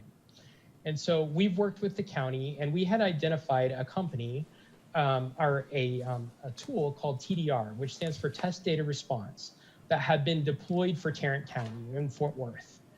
And that tool had been put together by a coalition of some large blue chip technology firms. So this includes Adobe, it includes Splunk, it includes Oracle, which is one of the largest database companies in the world. And they had worked together to build this solution. We reached out to them and they offered to create a donated free solution for Nueces County, where they would basically take the setup that they had for Tarrant County and replicate it over in Nueces County for free, with some minor tweaks and things like that to make it more appropriate for Nueces. And so this tool, what it does is it allows individuals to click on a link, which is now on the Nueces County website, and be able to go in, answer a few questions, and schedule their test on certain blocks of time on certain days at certain testing sites that the county has set up. And then it takes you through that process that I was describing earlier of actually going through and being tested. Now, this is just the first step of an overall life cycle, which I have showing up on this slide, where you go from test scheduling and actually implementing and administering the test to where the tests are run and the test lab provides the results. The county went out and secured Genetworks as a testing lab for the county. So that Genetworks lab is the one that does the actual testing itself after the person gets through the testing process. And then finally, contact tracing is handled by the state of Texas with the Texas Health Trace contract. So I just wanted to give you a bit of context for what TDR is, which is the new tool that has been implemented in the county, but then what it does and how it fits into the overall testing life cycle that the county has deployed. And we'll get into a little bit more about contact tracing and how all that works in a section coming up shortly. So that's the overall flow. Thank you, Ryan. And just to give the commissioners a sense of, because you forget, it seems like it's an eternity, but it was just in July. So we had like 8,000 people in line for a test. Okay, so let me put this in perspective. I just got my update. We might test 250 on a big day here in the health department. Okay, that would be a big drive-through. And we had 8,000 people waiting in line. And we did not have supplies for 500 people, okay? And it was completely helter-skelter because we went from the state of Texas saying, we will give you every supply to go figure out your own supplies. We literally changed on a dime. And what really happened is that it was completely inefficient.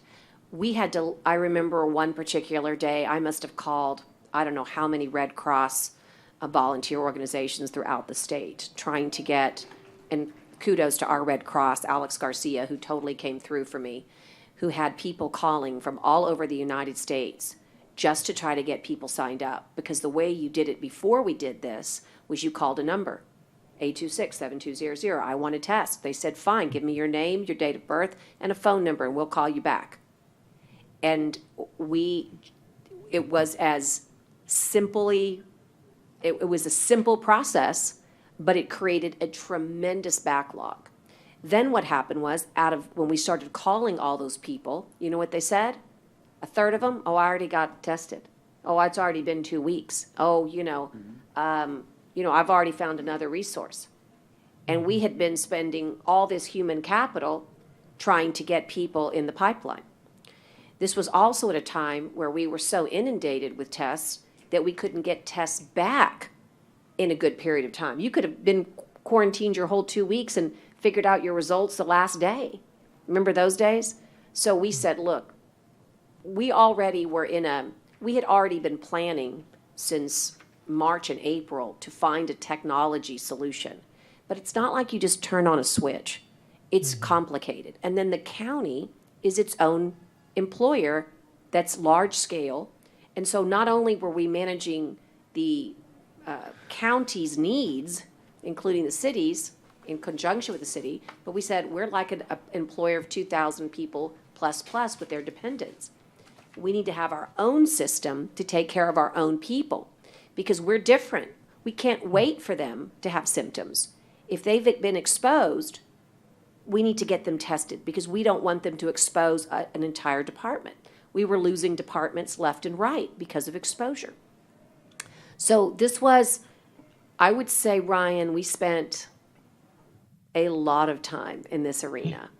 Yes, And, we did. Yes. and we really have not perfected it, but we've gotten pretty darn excellent at how we can now sign you up for testing on our websites. It will actually, but we're always finding like little glitches. The other day, for example, it didn't give you a Robstown location because, I forget why, it didn't have enough space. So if it was a mile away, do you remember, what was it, Ryan?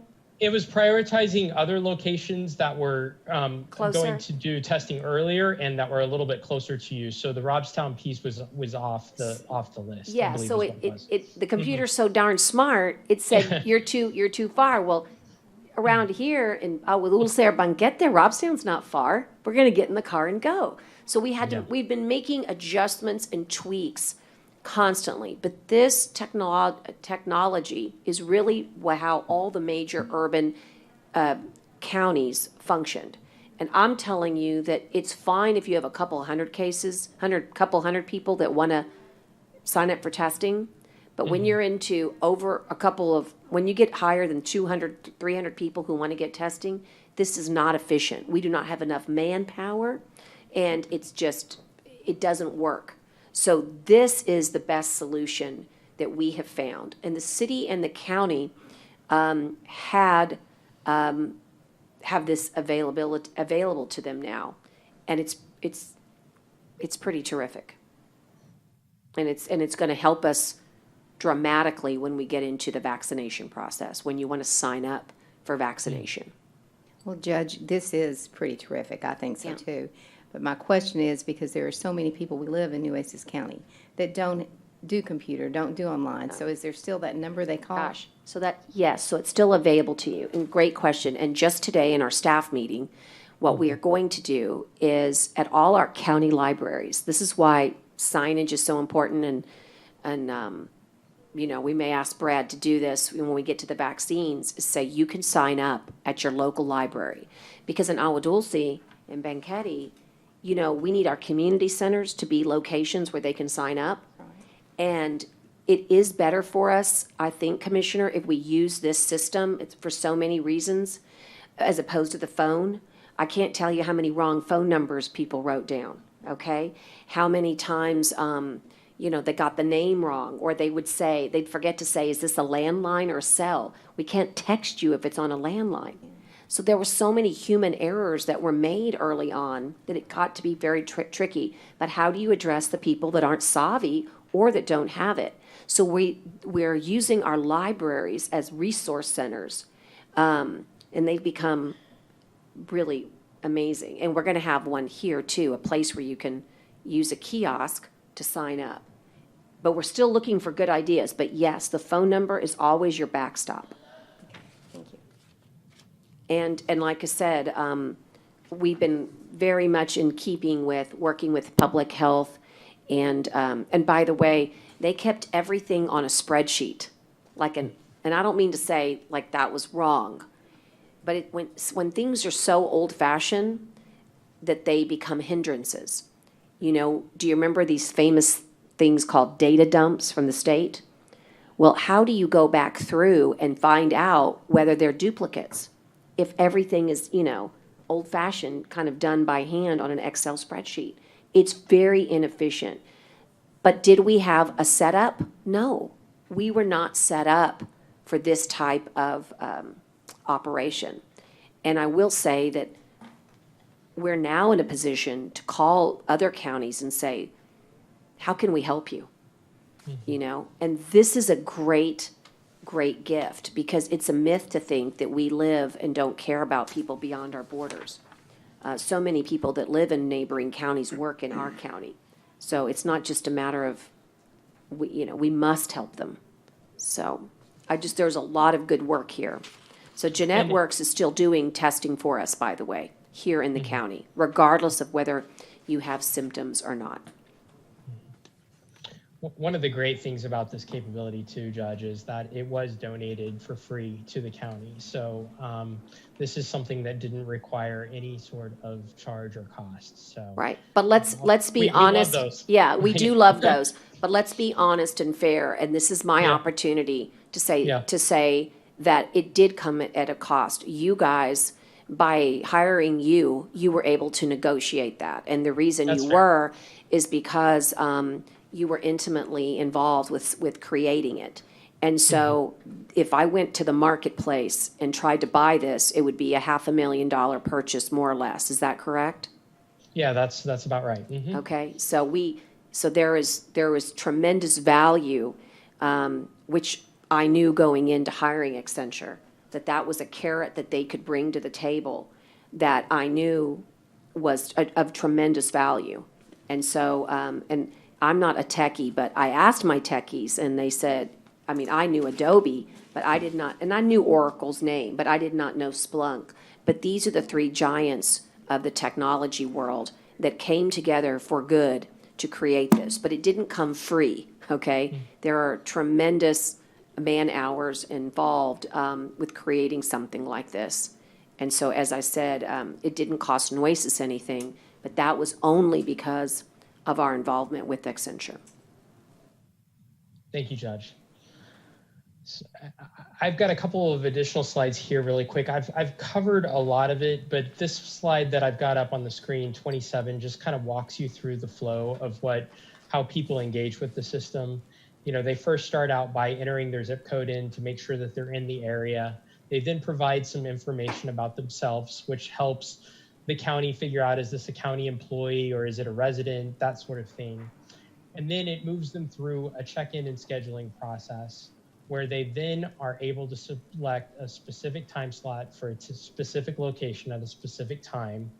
And then they are enabled to do a very contactless check-in process where they can efficiently move through the testing process. So that's really the customer-facing view. And then on the next slide, there's a lot of tools on the back end for the county to use as well. There are different ways that the county could, if it so chose, set up different queues. So maybe the port goes through this queue, maybe county employees go through another queue, maybe residents go through another queue. We're not quite using that sort of capability yet, but that capability is there. So you can at least figure out if there are different populations you need to prioritize or treat differently, or just track for, understanding who's done what.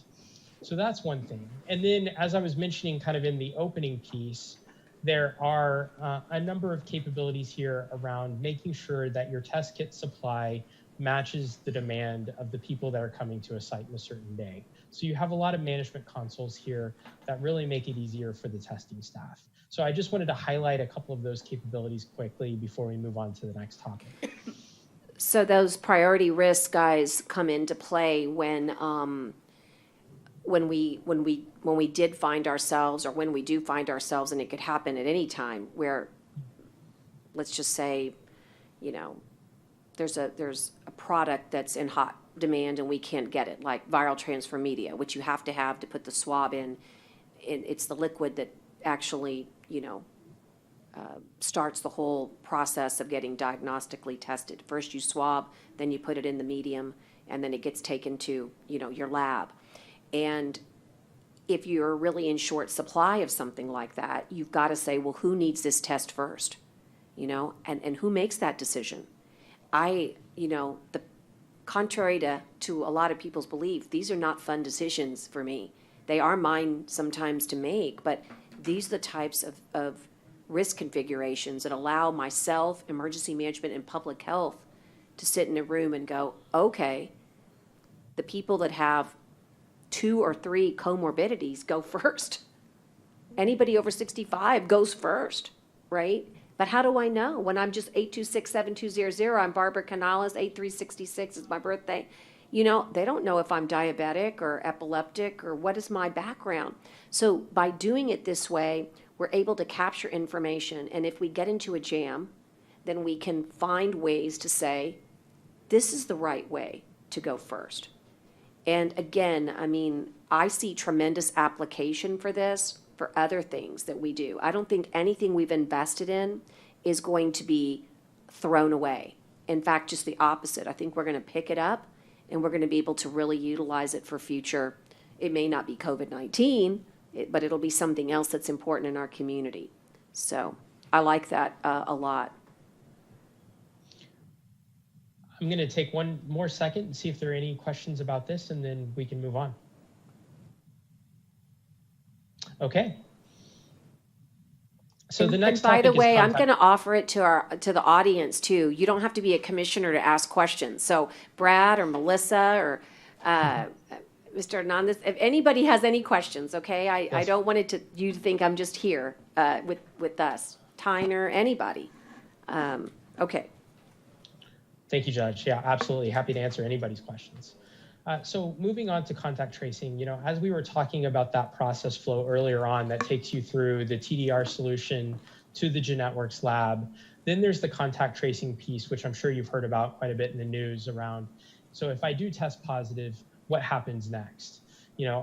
Ultimately you're supposed to quarantine, but then contact tracers typically call an individual, let them know that they've tested positive, and then have an interview with them to understand who else may they have come in contact with while they were contagious. And then those contact tracers will then try to reach out and contact those individuals that the person has been in contact with and let them know that they may need to get tested or quarantined. And that process doesn't just happen once. These contact tracers will follow up with an individual over the 2-week quarantine period. So you have to, in order to offer this capability, you have to have those contact tracers, you have to have project managers who can manage them, you have to have people who can train them, and you have to have people who figure out what are the call scripts that they follow, what are the interview questions they ask, what are the different processes and templates and things that these individuals need to follow. And then you have people who are configuring the data and really analyzing that data to determine, based on what's happening, how do you need to plan going forward and what changes do you need to make contact tracing more optimal. So that's really the people side of that process and the complexity that's really required to do adequate contact tracing. And as we've seen throughout the country and really globally, it's hard. It's a very complex area. And this next slide, I'm not going to drain it because there's so many words and things and flows on this slide. It would take forever. But this is part of your packages, and it does show some of the interactions and complexities around how this process works. Now, there's not only a people component of contact tracing, but there's also a technology component associated with it. And what we're finding is at a state level, at some of the larger jurisdictions and things like that, they're having to procure pretty large, multifaceted, comprehensive platforms that do a lot of different things. These platforms allow the contact tracers to reach out to people in multiple ways, whether it's phone call, email, text message, and chat, and these systems also allow the contact tracers to kind of trace their activities through a journey. So they can see as they go through the process, where are they at with each individual and what do they need to take as a next step. They need to have different ways to reach out and deal with situations if they turn into an emergency situation. They need an analytics platform, like I said, to make better business decisions for how to plan the process. And they need, as always, a database to be able to track all the interactions that they've had with individuals and keep track of the different contacts that people have had with others. Now, there are a number of different solutions on the marketplace from a technology perspective that do this. And one of the things that we did as a team was work with Nueces County to identify some of those solutions and then do a high-level solution assessment of which of these might be best to use in Nueces County if we decided to go forward with contact tracing. And I've anonymized the vendors here so that we don't necessarily in a public forum talk about who's best, who's worst, or whatever, that sort of thing. But we certainly have that data available. But we went through an analysis and we found that some of the leading vendors actually had a pretty expensive capability. And really, as you look at it across the board, the technology is pretty expensive here. We were looking at some of the leading vendors having a cost associated with them when you take technology and some of the people well over $1 million. And so as we did this analysis, we had to step back with the county and think about what are our options here and what's the best way to serve the community while also using the county's resources in the most fiscally responsible manner. And as part of that, one of the things that is in place today with the state of Texas is the Department of State Health Services has a Texas Health Trace case management platform and contract where the state of Texas is performing contact tracing on behalf of the local municipalities and counties that decide to opt in. So we did, once we had done an analysis of the different platforms and we had looked at cost for both the people and the platforms, we kind of compared the two options of the city and county owning this capability versus it being owned at the state of Texas level. Now, if the city and the county health department or Nueces County owned this, the downside is it's expensive. The upside is the city and county have control over the process and they have a platform that can be used in the future beyond even COVID. But once again, the state of Texas is offering this capability to local municipalities and counties. So you don't have that incurred cost, but you do lose some of the flexibility and ownership. And after some pretty careful deliberation and reviewing of this, ultimately, we decided for the county to sign on to the state of Texas Health Trace platform and have the state of Texas perform a lion's share of the case management and the contact tracing for the county. I'm going to take a pause here and just let you ask any questions about the analysis I've talked you through, but we did spend a lot of time here really trying to understand the scope, what the options were, what the costs were, and then make a very deliberative decision based on a framework of options for the county. Yeah, and I'll tell you, I mean, if money were available to us, I would have chosen to own it. But as, again, let me enjoy one more dig that we only got 830,000 and our city counterparts got 17.9 million. Like to throw that out one more time. I guess I'll need my own therapy to get over that one. But the point is we couldn't afford it. And so we made a decision to go with the state's plan. But I will say to you that if we were to get another, coronavirus, relief spending bill, this would be something that maybe we could go back and look at. At the end of the day, every day I get the data. And I will tell you, I thought it was highly unusual yesterday. I'm sure Melissa saw this. We had 303 cases positive yesterday. 233 were our own, and 70 odd were THT, okay? What we call, previous cases from the previous, in this case, it was the last 2 weeks. But sometimes we get them from 3 months back. And so I just feel like if we could have handled this on a local level, this was one of those hard decisions I get to share with you now. If we could have done this, I would have definitely opted as the emergency manager to go with our own management platform. I could have given better data on a daily basis. We could have used that data to make very difficult decisions. I think that local control is best here because we're able to see in real time this tracing. Having said that, it's not a bad system. We've functioned well. The cost is minimal, and we were able to put it online immediately. So it's hard to really. I'm just giving you the decision tree here. Maybe you have some other pros and cons, but again, Could you go back to his left side of the screen where it says the county owns the golden record? Yeah, I would have liked to have had this so that, I hate to even think of this, but remember, I'm trained now to think doom and gloom. But what if we got another strain of this virus? Okay? We would at least have our own records. There would just be some real advantages. At any rate, it is what it is, and we made the right decision using the dollars and the decisions that, the available information. But Ryan, what else could we say about THT? This one's bittersweet for me, but I think it illustrates how Accenture, I could not have done that. Melissa could not have done. We didn't have any infrastructure here to go out and say, give us the 5, 6 best companies out in the market, tell us everything they do, and so that we can make a decision. And this is one of the things that Accenture really brought to the table here for us. We opted with THT, and that's how we're functioning today.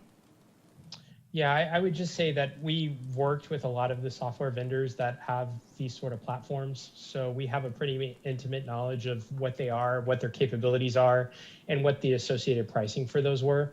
So that did really help us figure out, what the different options on the table were and have a pretty good view of what they might cost the county. So that did help a lot. And we do, as our company, we do some of this contact tracing work for some large counties and for some states. So, certainly as the county progresses, if it does want to take on this work, we have a lot of nuance and collateral and information we can share with the county. And I'm just going to point out, I'm having a little fun with this, I guess, but had we been awarded based on population for Nueces County, based on $174, which was the correct allocation, the correct appropriation that came from the feds, we would have had $65 million, to work with. All right. So I'm just letting you know that other counties that were just a little bit larger than us, like Hidalgo, had all the opportunity in the world to get this type of system to benefit their citizens. And it's tough, guys, when you have, these types of, the truth is ignorance is bliss, right? Like if you didn't know about it, it would be okay. But the idea that you know that you can do it better and that money's keeping you from it and that this is the type of thing that could really help you make the best decisions to contact trace and to keep case management to save more lives, it's really it's very hard. So, they say money doesn't solve all things. Well, it sure as hell helped in COVID-19. And you know what? We didn't have it. So we did our very, very best. And like I said, I was able to not guess, not feel, not create a gut reaction. I was able to ask Accenture, tell me everything that's out there. Tell me how much it costs. I don't want to hear that it's expensive. Tell me exactly how much it would be. And that way I can make a decision. And when they came back with the price tags, I'm like, oh yeah, you're right. I can't afford it. But you know what, Judge? It just seems like this is something that the city and the county would partner together and get done because it is so important. We don't know what's coming down the pipeline. You're right. And there should be a conversation about that in the future, I think, because you can use it, like you said, for some other things. Yes, I agree. And the flu. I mean, you could, or so many- sepsis. There's so many other. Yeah. We don't know what's going to happen. And in fairness, we should tell the court and the public, Ryan, that Luminaire was chosen by the city, and they have a testing platform that will turn into a vaccine testing platform that we can utilize at the county. And Lance Murphy with IT is working on exploring our own license, so we can have our own county license. So there are things that can be done with regards to case management that's out there, but not for testing, but not necessarily this type of. Is that the best way to? Yeah, Judge, I would just flip it and say that Luminaire could be, and TDR for that matter, could be used for both the test management and test scheduling that we talked about previously, as well as the vaccine management piece. But the case management piece that we're talking about now would not necessarily be addressed by those tools. Right. So I guess, Carolyn, we have worked at the city on some level, but not on this, and it was a shame. But that's what happens when you have two different emergency management groups. And I will say we work together very well, but I'm giving you an example of somewhere where we didn't come together. And that's,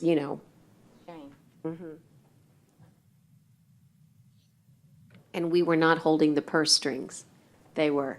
So anyway, again, Texas Health Trace has its pros and cons, but it is functioning today. And so that's how we do our contact tracing. Excellent. Thank you, Judge. I'm going to move on to vaccine planning unless anyone has any further questions. Okay. So this is one of the most interesting and popular topics right now, and it's certainly dominating the news cycles. And, while test management, test scheduling, test administration has been very, very complex and difficult, this vaccine management and vaccine planning piece is going to be even more so. Ultimately what we're talking about is globally trying to vaccinate the world's population across 195 countries. There are certainly right now about 29 vaccine trials globally that are going on. And as we've heard recently, there are at least 2 leading vaccines or early past the gate vaccines that are have either applied for emergency use authorization or are just about to. And so there's a lot of complexity just in that alone. But let me talk to you about a lot of the research that's been done and where the difficulties lie ahead. So for these vaccines, distributing them is going to be difficult. One of the vaccines requires refrigeration. Another of the vaccines will require what they call an ultra cold chain, which requires special shipping containers that keep things at ultra low temperatures. It requires replenishment of dry ice over time. And it leads to a situation where once these vaccines arrive, they have to be stored in specialized refrigerators. And those refrigerators can only be opened, I think it's like twice a day or something, to keep the integrity of the vaccines. When you want to use the vaccines, you have to thaw them out, and then they need to be used very, very quickly. Even without being thawed out, there's a very limited timeline to use the vaccines. So that's one very complex aspect of the supply chain that has to be thought about and considered by different partners, whether they're federal, vendor, state, or local. Now, on top of that, you have the issue that these vaccines require 2 different inoculations over time. One of the vaccines requires you to get 2 doses over a 21-day period, and the other one requires 2 doses over a 28-day period. And you can't mix and match these vaccines. So if you get your first dose with one vaccine, you need to get your second dose with that same vaccine. So that requires additional logistics, additional tracking, and making sure that you get the right instructions out to the population so that they're showing up at the right place and the right time for the right vaccine. Now, on top of that, we're dealing with a very short supply, at least initially, of vaccines. So there is a process that is being undertaken at multiple levels, whether it's federal, state, and local, that is going to be, there's a process for figuring out how to prioritize who gets the vaccines first. And then what is that tiering? And then what are the sub-tiers within each tier? Is it all health personnel? Or is it health personnel, but then you're going to subcategorize that by first responders, by people working in long-term care facilities, and so on and so forth. And what is that ordering? And what we're finding is that there's some prioritization done at the federal level. There's some prioritization that will be done at the state level to figure out who to, what amounts to send down to the local level. And then at the local level, there's prioritization around where are we going to set up our administration clinics? Where are we going to set up mobile labs? Who are we going to target even at a local level? So you've got constrained supply. You've got difficulty in figuring out how to prioritize the different vaccines. You've got the cold chain requirements. You've got the 2-dose requirements. And then you've got all of the tracking and monitoring and systems that you have to input information into as you administer the vaccines. And back to the cold chain. If these vaccines are thawed and not used, then they go to waste. And then you have to report that. And, there could be things like recalls and all kinds of complexity here.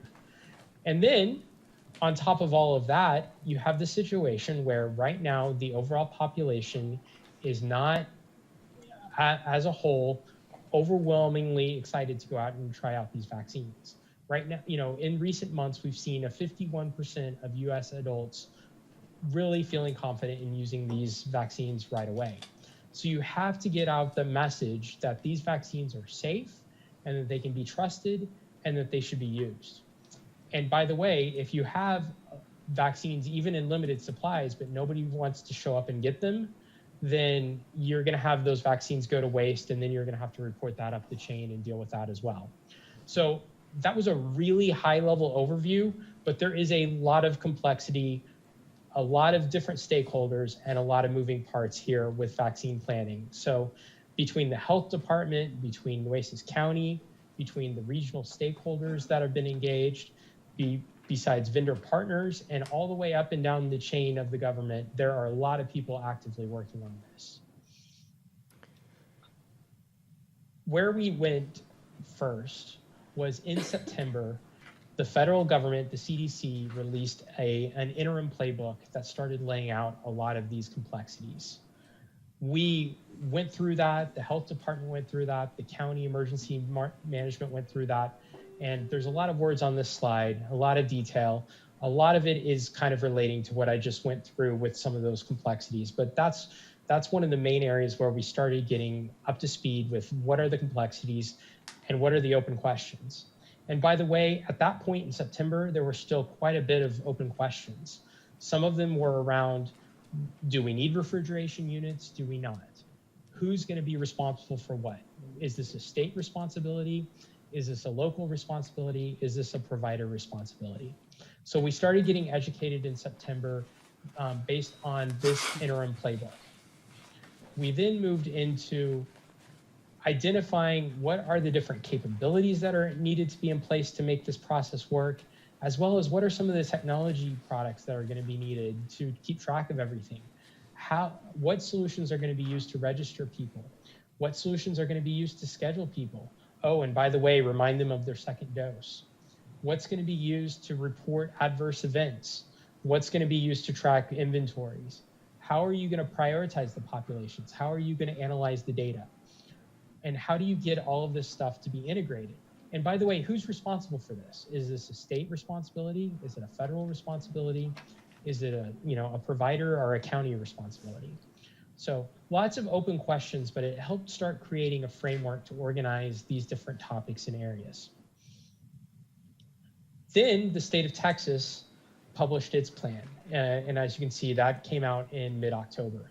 And that answered a lot of those additional questions around particularly both the capabilities, but also what systems are going to be used to keep track of all of these different steps and whose responsibility it will be.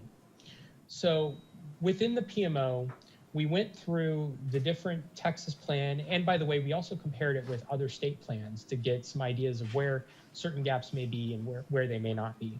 But we started going through and identifying what are the functional capabilities, what are the different systems that are going to be used to make this whole process work, and then which jurisdiction is going to really be responsible for that system. And so we found that a lot of these capabilities are actually going to be handled at the state of Texas level, like registration of the providers, like allocating and ordering the vaccine doses. That's going to be a little bit of a partnership between the state of Texas and the US government. There's going to be some tracking that's done by the state of Texas and several other items here in this list. But where we really saw a lot of the automation needs really residing at the county and provider level are going to be really focused around getting people scheduled to come in to get their vaccines. And then dealing with the complexity of that second dosage requirement, getting them to come back. And then on top of that, there's going to be a lot of work around figuring out who may have adverse events and helping them get that reported into a federal government system. And then once again, around that public health messaging topic that has come up over and over throughout the course of this presentation. How do we help at a local level make people feel confident and secure in getting these vaccines? So those of the vast menu of services and activities are where there's going to be a technology component that the county will have an involvement with.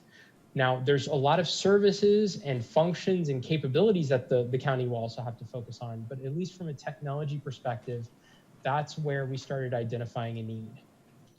If you look at this next slide, what we then began to do is survey the marketplace and look at what are some of the different solutions out there that could potentially at least fill the gap for the county from a technology perspective around the test scheduling piece and then the reminder of the second dose so that people can come back and that the county could ensure that the vaccine supply that will be so limited in its initial state can be used effectively and not go to waste.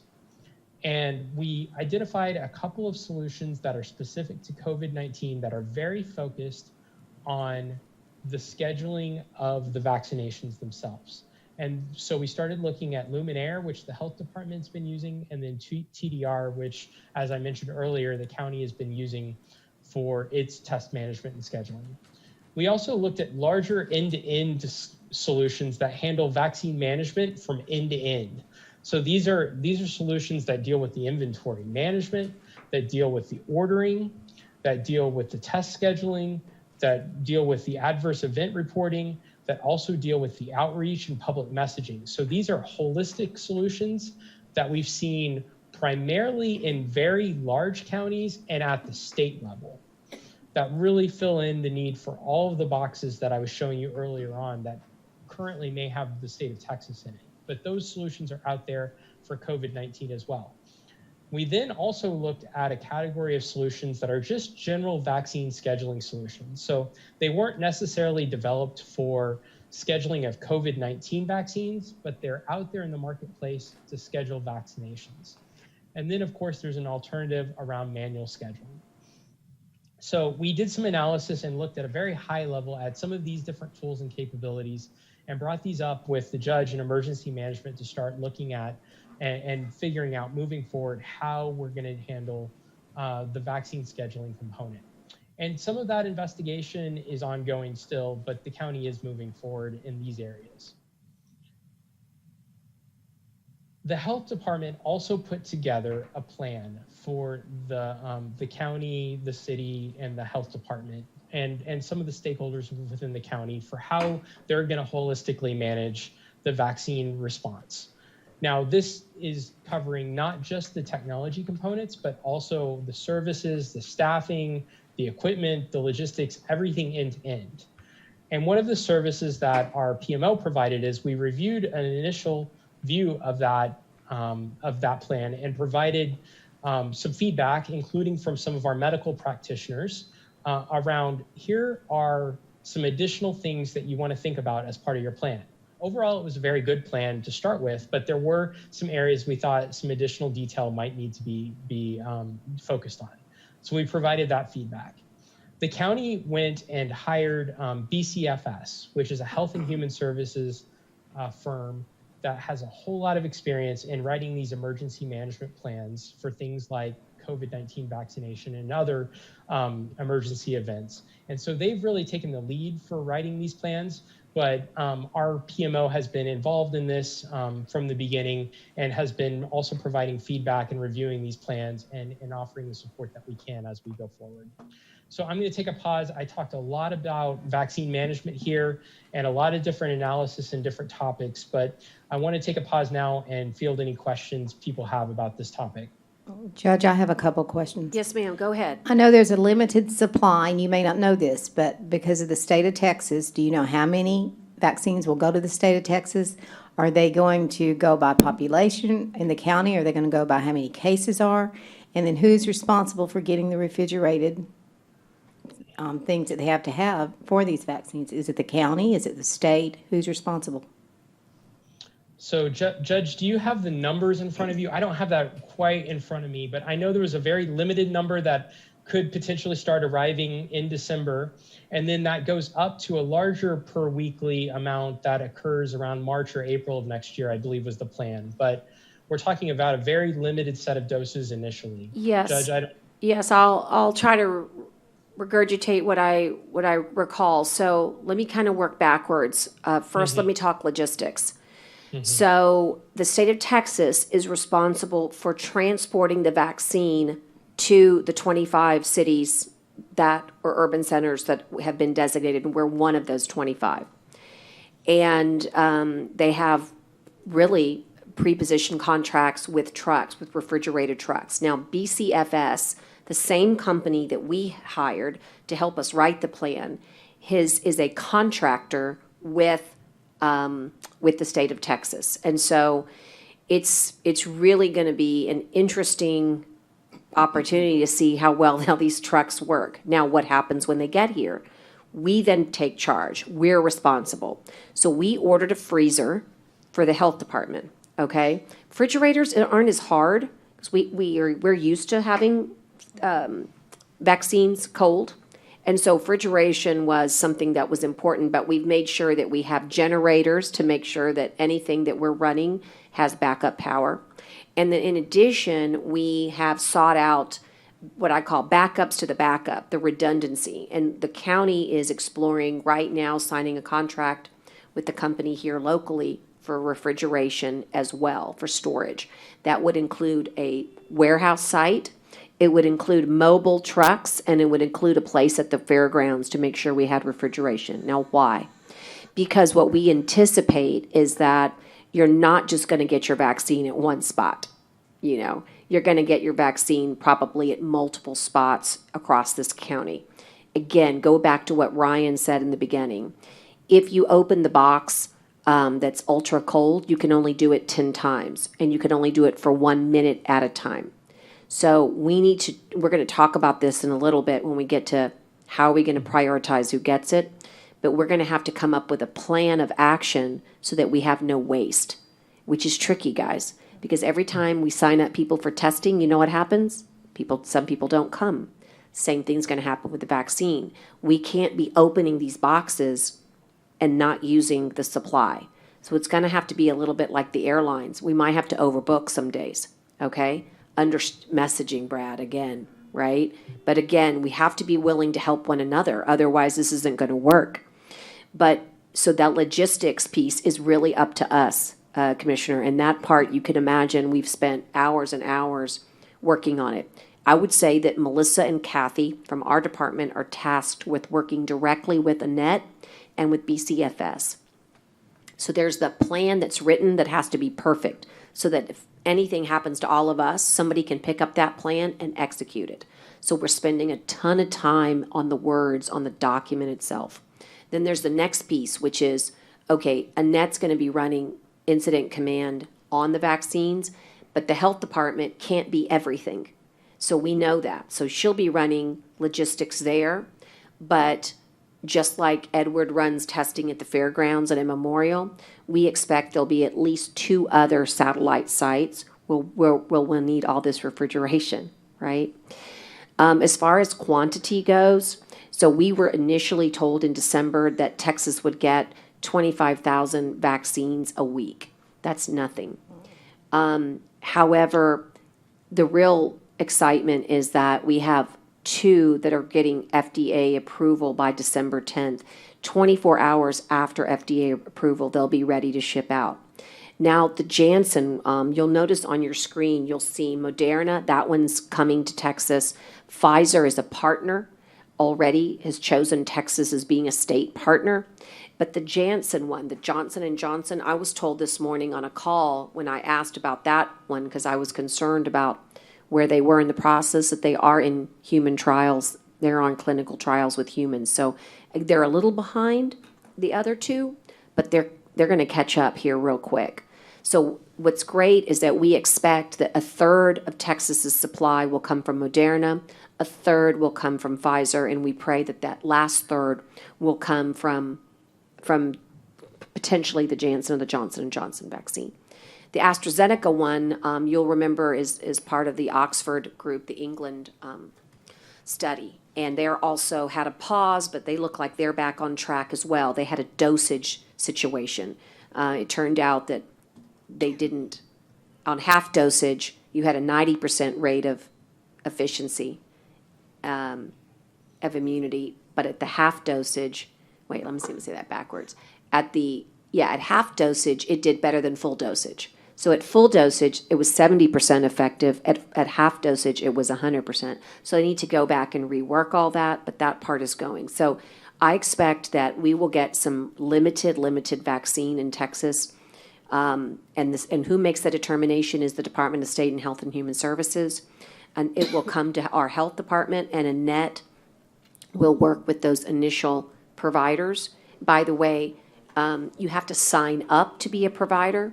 So our main hospitals, all 3 of them will be. So let's take Driscoll, for instance. They've signed up to receive 6,000 vaccines. I happen to know that number. Well, maybe they don't need 6,000 vaccines, but they need to at least buy that many to assure themselves of, or they need to ask for that many. So we need to set something up with all these hospitals that on a particular day that they're administering, what if they only have 500 people they can administer to, but they have 600 vaccines? We've got to be ready to swoop in and have all the right agreements in place to send 100 firefighters their way, or 100 police officers, or 100 paramedics, And all of this, it just takes terrific coordination. So the first thing Accenture has done is work on the written plan.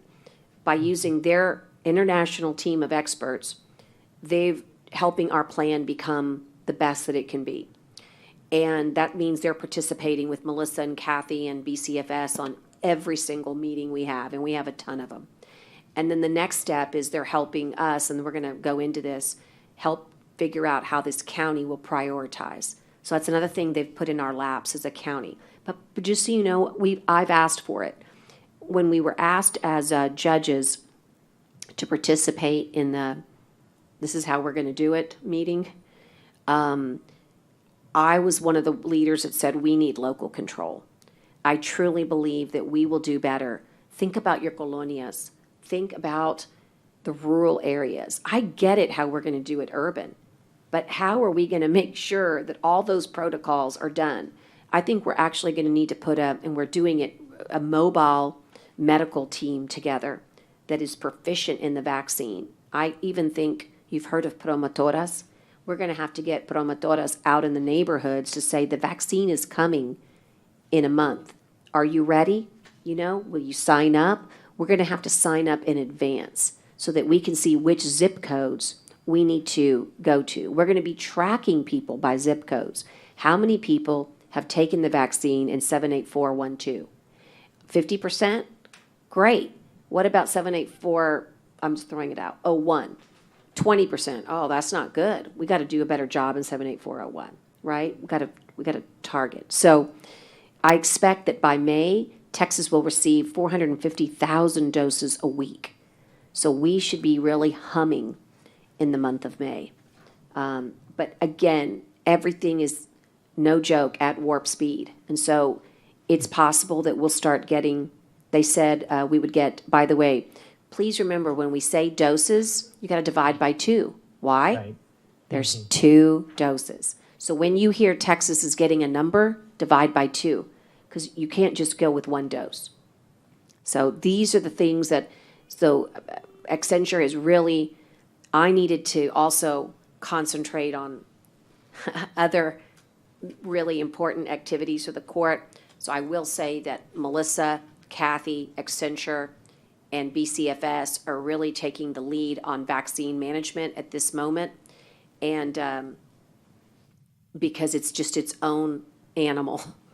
And I'm really sort of fighting for what I think are the policy decisions where we can get local control. And I'm taking the lead on the social determinants of health, which you'll hear about shortly. We have to divide and conquer here. Ryan, anything else there? I would just say that, in the state plan, they do talk about different ways that they're figuring out how to allocate the vaccine to local areas. And the considerations include, number of providers that have signed up specifically to provide the COVID-19 vaccine and have the capability to do so. But it also looks at the different population, aggregate population in different areas of the state, like how many healthcare providers are there.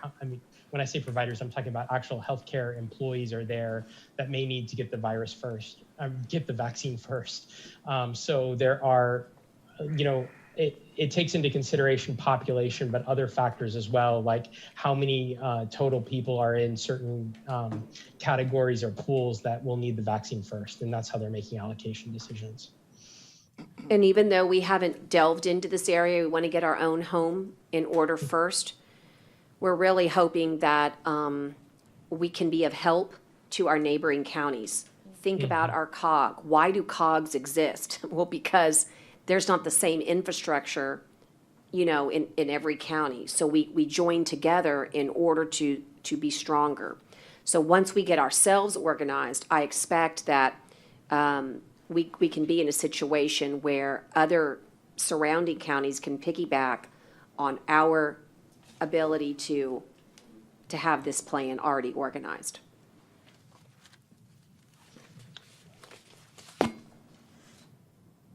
All right, Judge, I'm going to move on to the next topic then. I know I've got think we're Melissa going a little- asking, go ahead, Melissa. Oh, okay. Hey, welcome. Would you take the mic only because it helps everybody hear? Welcome. I'm a veteran and I'm 100% service connected. And the issue of this, I asked the VA when I go up there, and the VA, we all know their issues. But I have an autoimmune disorder. And my question they can't answer is that when would people like me, is there going to be a classification? I know doctors, nurses, frontline workers will receive a vaccine first, and then people of a certain age.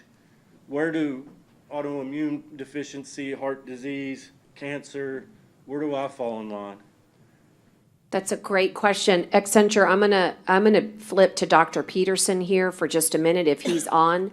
And I will let you know that this morning for 2 hours, the gentleman that's working with Accenture, Dr. Michael Peterson, and we had another workshop where it was just the hospital district, myself, and Accenture, and we are working on those prioritizations.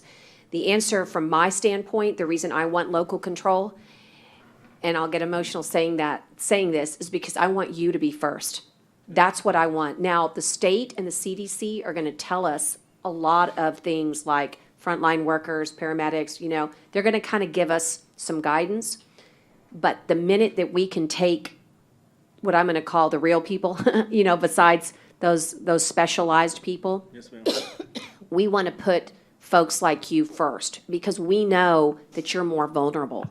And so but how do I find you, right? And how do I know that there's 1,000 of you? Because I've got to make sure that I tell the state of Texas, you're not going to believe this, but I have 10,000 people living with 2 or more comorbidities or autoimmune. And they've got to know that that data is real so that they'll send us more vaccine. It's just the luck of the draw. What if Clayburgh County has only 5 people that have autoimmune, but I have 5,000? Yes, ma'am.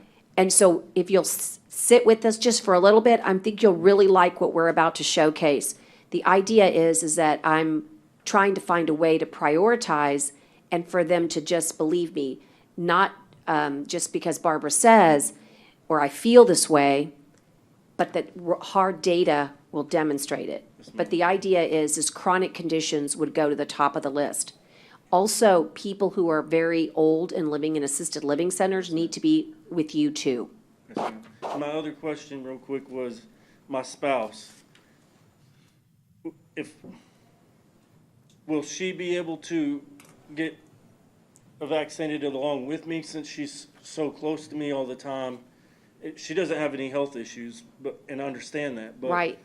as far as like veterans or police officers, doctors, nurses, when they get vaccinated, will their families go ahead? And then also, will we be tracked? Will you be issued a certificate saying, hey, this person's been kind to what you've been vaccinated? Will that kind of free you up from restrictions as far as like mask wearing and like my mom's Filipino. She hadn't been home to the Philippines for 3 years.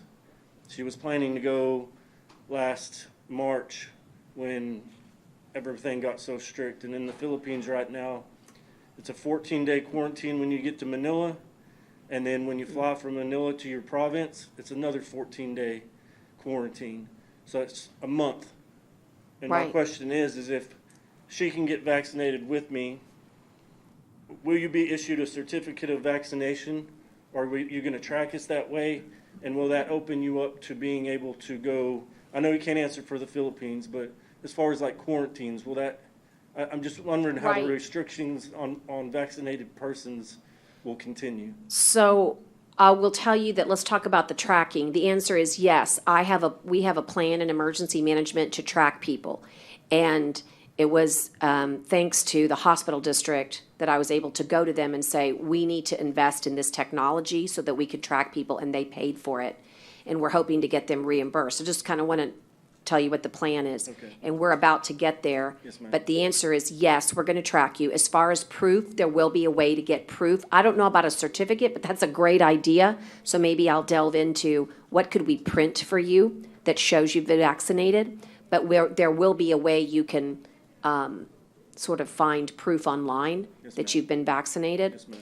And as far as the federal regulations, unfortunately, I don't have the right answer, but what I can tell you is that part of my job is to liaison with our federal partners, our congressmen, and I would like to ask that question on your behalf as our citizen and see what are they thinking about. The other plan we have here in emergency management is to, we've been asking for, there's going to be a new coronavirus task force.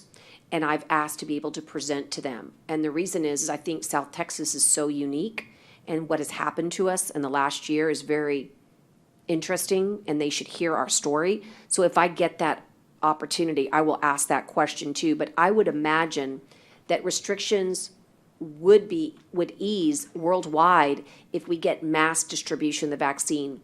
What I have heard is that it'll take another year for that to happen. So I don't want to, I'll just let you know what I've been hearing is that even if America does a good job, we got to get the distribution to the world. And that part is going to take a lot of time. But I do think that it stands to reason that over time, those restrictions could be eased. But the most important thing you said is that how about my dependents? I will tell you, we've had lots of conversations, and it was my understanding, help me, Melissa, because you've attended a lot of these state meetings. When we talk about firefighters and healthcare workers and police, we are talking about them and their dependents. Is that correct? So I haven't heard as much them talking about the dependents. I can see why you would say that because you're now vaccinated, but you still have someone that potentially could bring that home to you. But as far as conversation goes, I haven't heard exclusively yet, so I don't want to speak something wrong here in saying that yes, they are including those folks. I think the first numbers that are going to come down are going to be so limited that it is probably going to be focused on whatever the priority population is, and then over time, when the vaccination numbers are higher, we'll be able to kind of extend out. But I wish I could say something different. I completely understand. But they haven't said anything, and I haven't been hearing anything that this is and dependence as well. But you're helping me identify something. So when we create our online portal so that you say, I want to be vaccinated, we're going to have boxes that you check. Do you have cancer? Do you have autoimmune? Do you have a heart condition? Do you have diabetes, right? And then how about your wife? Okay, you're right, she doesn't have any of those, but what if we had a box that said, are you a caregiver for someone with any of these conditions in your immediate household, a child and or a spouse? And then I could, through this technology that you're about to hear about, make that person have a different, maybe you're priority 1, but she could be priority 2, right? That caregiver. Because it won't work if she has COVID when you're in that cycle of the 28 days, right? So I have to tell you, there might be an opportunity there for us. This is why local control matters, right? Took the words right out of my mouth. That's exactly why it matters, because our population, we know our population, and we may have higher numbers of those exact individuals than another jurisdiction. So this is where it's important for us to be able to build our individualized plan for our county. I just have one more question. Yes, sir? It's kind of, do y'all have a liaison that y'all talk to at the VA? And if so, if I can get their, because the VA, You bet. the VA does not, I love the VA, but I hate the VA at the same time because everybody wants government health care, but they don't understand what comes along with that. But the VA is not talking about this. They're not letting people know, so I would like that contact information. That way I can put a little pressure on whoever y'all liaison with that they need to start hanging signs in the clinic, both clinics, and letting people know at the front door when you're going through the check that the vaccine is coming and that and just put flyers up in case you have questions, because none of that exists at the VA. And when you start asking about vaccinations and stuff, and the only reason I started asking is my aunt went and got her flu and pneumonia because she's in her 70s. And the pharmacist there told her that the vaccine was coming very soon and that she would be in a higher priority group. So if CVS can do that, We can do it. The VA can do Right. that. So as Tyner moves, I'm sorry, as Tyner moves out, would you be so good when you walk out to make sure that Monica gets JJ De La Cerda on the phone? Tell me your first name. Michael? Michael, I'm Barbara. Yes, ma'am. We're going to get an incredible veteran, one of your brothers, who is in charge of our veteran services, to make sure that you have that contact. But just so you know, not that veteran services for medical is something we do, but we help liaison very well, and we have great contacts at the VA. But we're going to take what you say to heart. That messaging can apply to veterans just as well as it applies to when we're tackling, young people. I don't want to seem like I'm making veterans more important than, I still don't consider myself a civilian, but than the regular civilian population. I don't want it to seem like that. I just want y'all to know that there are some things that get skipped over at the VA. I know it's busy and confusing, but the older veterans that, are wheelchair bound or sometimes they don't ask the questions, and it needs to just be said and let them know what's going on.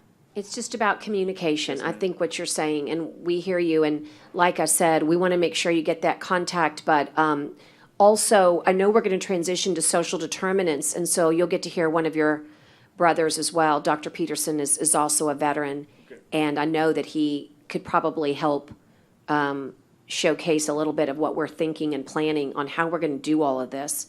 But I'm so glad you came. And besides, It was just by chance. I came up to talk to some about taxes, and I heard y'all talking about. I'm so glad. We'll enjoy. Take a seat. Just before you leave, I want to make sure, Tyner will let Monica know now, but before you leave, you're going to turn to the right and go to my office, and we're going to get you those contacts. But hang with us if you can, because I think the next piece will be very important. Yes, ma'am. Oh, Michael, what's your last name? Hawks. Hawks. HAWKS. Okay, we just keep record of anybody that comes and shares information so we can get back with you. Okay, thank you, ma'am. Yeah, thank you. Okay, Ryan, I always say everyone needs our why, right? Why do we do these things? Why are all these workshops and information sessions so important? Mr. Hawks just gave me my why for today. Absolutely. Where are we here? We are actually about to talk about the topic that I think he will be very interested in from Dr. Peterson. Okay. So happy to answer any further vaccine questions, or we can move into that social determinants conversation. Go ahead and All right. move in, and we'll let everybody free reign. If they want a vaccine question in a little bit, they can ask as well. That sounds good, Judge. Okay, I'm going to turn it over to Dr. Peterson to talk about social determinants of health, or how we're going to use data to identify vulnerable populations for helping figure out how to allocate vaccine supplies, as well as a couple of other use cases. So, Dr. Peterson, you want to take over from here? Sure. Thanks, Ryan. Thank you, Judge Canales, for the opportunity to speak to you and commissioners in this court. To the veteran who just spoke, thank you for your service, sir. We owe you a great, deep gratitude. I only served 3 years, but I still am very proud of the opportunity to really serve our country. And part of that service comes from, really this altruistic experience where I get to do this in Accenture, where we're going to bring technology and analytics capabilities, the data, to really help enable a county like Nueces that's really richly diverse, but also has a very huge impact on what this COVID virus did. So when we're talking about social determinants of health, which has become a very common theme and term used, and so for the court who may not be fully vetted on this, When we talk about social determinants of health, what we're saying is Mike Peterson, the emergency medicine doctor, takes care of a patient in the ER. I am only impacting only 10% of their outcomes, which means 10% is their genetics, and the other 80% comes from where they live, work, get educated, all of the things that really make up someone's health. So it turns out the health system, even if they're at their best, are really impacting only 10%. We figured this out through a lot of really good studies, and really what we're talking about are these things, which is economic stability, poverty, employment, food insecurity, housing, things we all know that people need. And what we saw during the confluence of the COVID pandemic on top of an epidemic of poverty, to which Nueces County has significant portions of their population really impacted by these structural things that they cannot try, even if they wanted to, get out of, which is access to care, which is transportation, these barriers that impede their ability to get healthy food. And so that's what we're really talking about. And what we did as part of this PMO activity and effort is really, during this time of COVID, how do we bring and accelerate Nueces County, give them the opportunity to address these impacts, just to kind of really understand and use this data and build an infrastructure to help, not just from a COVID use case, but to help Nueces County's future from a future forward perspective, and help them understand how to best serve the population with data. And it's really around data-informed processes. How do we take the data and get a good contextualized view? Now, we're not just talking about census-type data about how many numbers of people and race and this, that, and the other. We're really talking about data science, where we bring different, what are now what we call siloed pockets of data, and pulling it all together to give a really nice 360-degree view of Nueces County. And what we're really talking about, again, is trying to help people who really want to help, and or get them the nudge them in the way that they want to go. We're not talking about behavioral change. We're talking about understanding that you might invest in an effort and being able to use this data to measure whether that investment through a collaboration with other entities or stakeholders is working or not working, and being iterative around that. So we're really talking about bringing this ecosystem of partners who have these pockets of data, and everybody sharing, so that we can pull it in and use this technology to enable these insights, and therefore make really targeted precision interventions. We all know that poverty can't be solved in one easy button.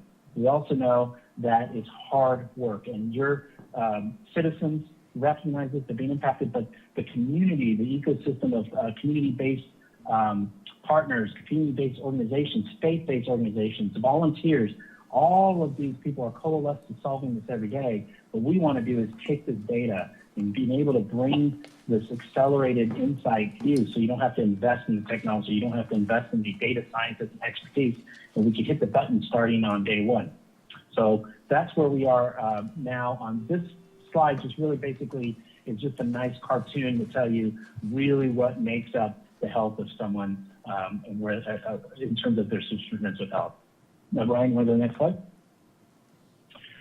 So we learned, in my experience in dealing with that transactional experience of a mom, which I'll never, ever take away from my own experience. I love it. It's always been a privilege to interact with patients. But what I really was doing was seeing this constant. I saw a mom and she discharged. They can't come back because the child lived in a poor housing condition, or couldn't get the medications we prescribed.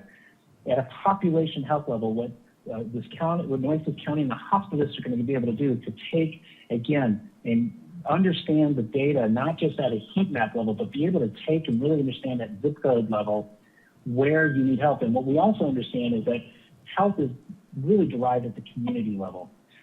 Yes, all of us have individual responsibilities and things that we do, but when you look at poor outcomes, you're going to see it by community. You're going to see it by race. You're going to see it by language. You're going to see it really specified into very areas. So what we realize now in healthcare is that in order to make a larger difference, and we know that social determinants of health or solving poverty isn't going to be solved in one, like I said earlier, an easy button. It's going to take time.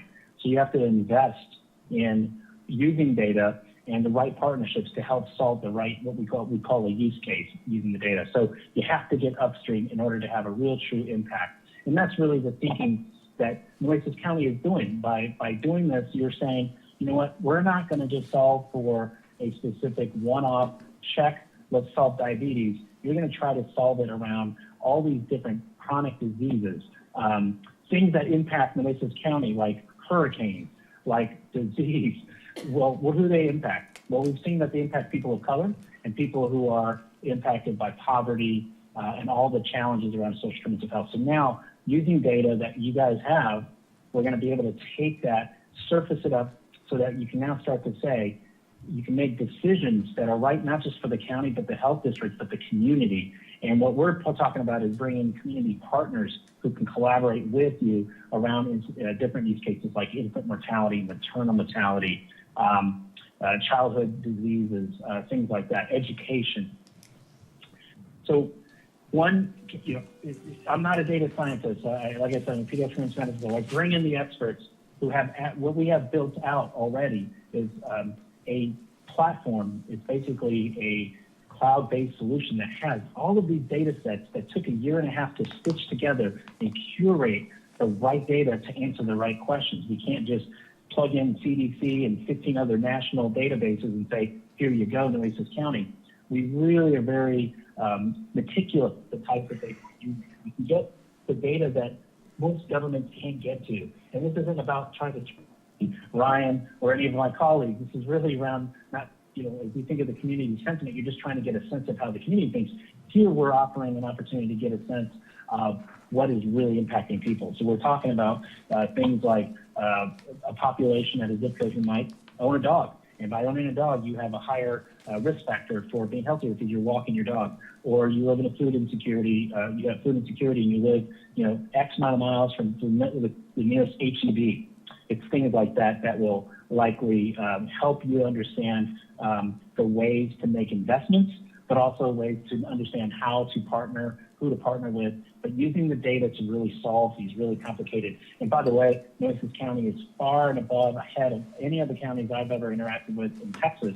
And so this is a real future forward thinking to really drive to getting, to helping people like Mike, the veteran who has autoimmune disease processes, and how do we take this data and understand where in the priority tier for vaccine management and understanding health equity, when should he get his vaccine in versus the general population. So it's really using data to kind of answer those types of questions. It's all about asking the right question. So really what we're talking about here is essentially giving the Nueces County and the hospital district an opportunity to get at the executive level these dashboards. And we're not just talking about the same one that you would see on Hopkins or on Dishes. You're really talking about getting Nueces specific dashboards that are enriched with your data, enriched with the hospital district data, and more importantly, who we're working with, and this is what I'm excited about, is working with the Texas Health Institute. Now, they're based out of here in Austin, where I live, and they are essentially a nationally renowned public health institute. And what they do is they are the health equity experts. So they're bringing their expertise in this engagement to really help Nueces County, again, get to that contextualized understanding of knowing which population of their citizens they want to help, bringing in the right community-based organizations, bringing the right resources, and also, and more importantly, ask for a budget, ask for funding, ask for grants. And so Texas Health Institute is really has a great history working with Robert Wood Johnson Foundation, working with big organizations that are from a philanthropic perspective to help counties understand these needs. And we see this as an opportunity not just for a one-off, let's solve it for COVID, but how do we build this sort of infrastructure again so that you can answer questions for the next events, COVID-33, COVID this, or even the next hurricane. This information isn't, the demand for this information will never go away. You'll always need it. And especially if you think around the vaccine management, and the Judge Canales alluded to, we had a wonderful 2-hour demo where we actually showed how you think through and using data to help the county decide where the next population, which tier of people after tier 1 should get it next. That way, what we're talking about, and you can see this in the next administration that's going to be coming in to office, everyone is talking about health equity. And how do we make sure that the right people get this virus versus those who are just affluent and have access to care? We have to really help our vulnerable population because they carry the highest risk for negative outcomes as a result of getting COVID, but also their own already chronic diseases. So we've got to really help them get the vaccination first. And you can't do it just by guessing. You have to really use this data to give you a very precision interventions and an opportunity not only just for that, but then you also have an understanding of, as we talked about the community sentiment, the public health messaging, understanding your population and what they're impacted by. It's one thing to say, hey, folks, go to the nearest HEB or the nearest CVS and get your vaccine. And 90% of that population you're reaching out to can't drive to go get it. So, or don't have a data plan to use an app to figure out where they should go if they could. So that's social determinants of health in a quick, didactic, 15-minute conversation. Happy to answer any questions. As it's a lot of information.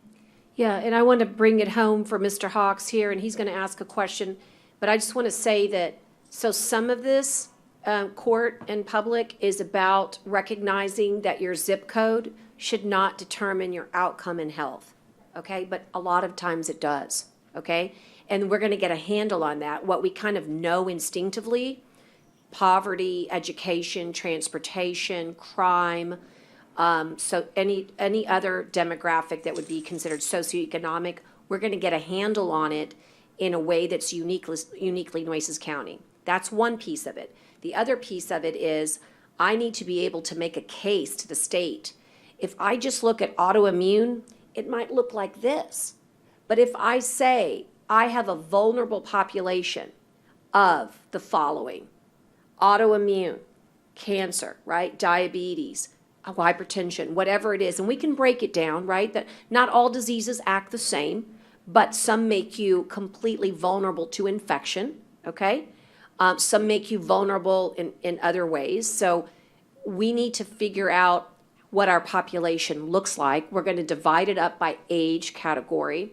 And yes, it's not that you're coming here asking as a veteran to be treated differently, but just so you know, in our county, we pride ourselves in treating you better because you have already sacrificed for us. So I think that we're going to be able to use these techniques, this data, because I got to find out how many Michaels are out there, right? It's just, or my daughter, she has, also special needs. I want to know how many Jackies are out there because when I find out, I'm going to be able to tell the state, you can't leave me hanging here. You got to give me X amount of vaccines early on. Otherwise, everything that you're hoping to do, which is to take care of that vulnerable population, you're going to miss them. So I think that this investment, these dashboards, you're going to be able to really understand your county and its access to health care, its problems. Some of it may not look pretty, but that's okay too, because we can't fix something if we don't address what the problem is. So I just want you to know we've been thinking about you, even though we didn't know you until today. And now that you've made it real, like a real person, I will think about every time I work on this project, I will be thinking that I'm helping you. And that makes me, it pushes me in overdrive. So that's awesome. Do you have a question for Dr. Peterson? Because he's pretty smart dude here. Go ahead. My question is when you're collecting this data, how are you getting around HIPAA? Great question. Because me myself, I don't care who looks at my records. Yeah. But to be able to figure out what's wrong with somebody, you're going to have to be able to look in their records either with or without their consent. And is there going to be a federal, exception for just COVID, so the people don't have, because that's the only way that I can see that you're going to collect accurate data is being able to look at people's records with or without their consent. Right. And then also the homeless population. He's talking about, the lowest people on the totem pole are usually the highest affected. What's your plan on that? How are you going to track those people? Yeah, super questions. Who? I feel like you should be on our team. Well, You're asking all the right The only things. reason I ask about the homeless population is because yesterday I had a conversation with a homeless veteran and was trying to talk him into going and getting some mental health help. But, you know, I learned as an ex-police officer that 90% of the homeless people, they have mental health issues. It's not that they choose to be there, they just can't. And that's the type of people of my question is, how are you going to track those people? Yeah. And the biggest thing is, how are you going to get around HIPAA with, I mean, I don't mind you going in and going, okay, he's got autoimmune, he's been diagnosed with it. We need to contact him and let him know he needs to go get vaccinated at this spot, at a drive-through location or something. But I can't speak for everybody. I know there's Sure. a lot of people that don't want anybody knowing anything about them. So true. But that's my main question. It's is how a are you great gonna question, get and around it's that? why it's important to have the A team on your side, and we do. A is definitely for excellence, but it's also for Accenture. Dr. Peterson, we asked that same question, and that's why the Texas Health Institute is so valuable. Can you explain? Dr. Peterson, are you there? Yeah, I'm here. I'm having a hard time hearing. I guess Okay, it's probably well, the so distance of the microphone. the question is about HIPAA, and there is a way that we've been able to Yep. ingest the data Yep. and a way to be Yep. compliant. So he's wondering, Yeah. how did you do that? And I was Yeah. trying to set the table for you with Yeah. regards to the Texas Health Institute. Go ahead. Yeah, no, that's actually a great question. So what we're trying to do is you're going to have people self-identify already who are going to consent and already volunteer their information to the county about, hey, I have X amount of concerns and these are the things. But when we get the data, it's at a population level and it's de-identified. So if we ingest, which means we consume or take in any of the county data, we're not taking it down to your name and we're getting it down at really what we call de-identified or anonymized data. So what we really get are where people are in a very specific location. Now the county has like their own, the information they have, they've received consent to take it or to receive it from individuals. So let's say there's an immunization program. The person that they're reaching out to have consented. If there's a testing protocol, those individuals will have consented to provide that information to the county. What we're looking at a general level is not at your down to that sort of where it's really violating any HIPAA concepts. This is in a secure platform where it is the county's data, what they already know about you. I heard also a question around homeless, and this is the important reason why this collaboration is with the Nueces County Hospital District, because they're homeless people who are homeless and have a whole set of other complications are already in that tier 1. They're in the first phase to receive the vaccination. And so we would work with not just the Nueces County Hospital District, but also we have to think through some of the rural communities, but also the Nueces Hospital District has access to through community-based organizations, since that's their primary focus is around imaging care, to understand where the population comes and goes. And you get down to the social worker, you get down to the level of the person who works in those shelters.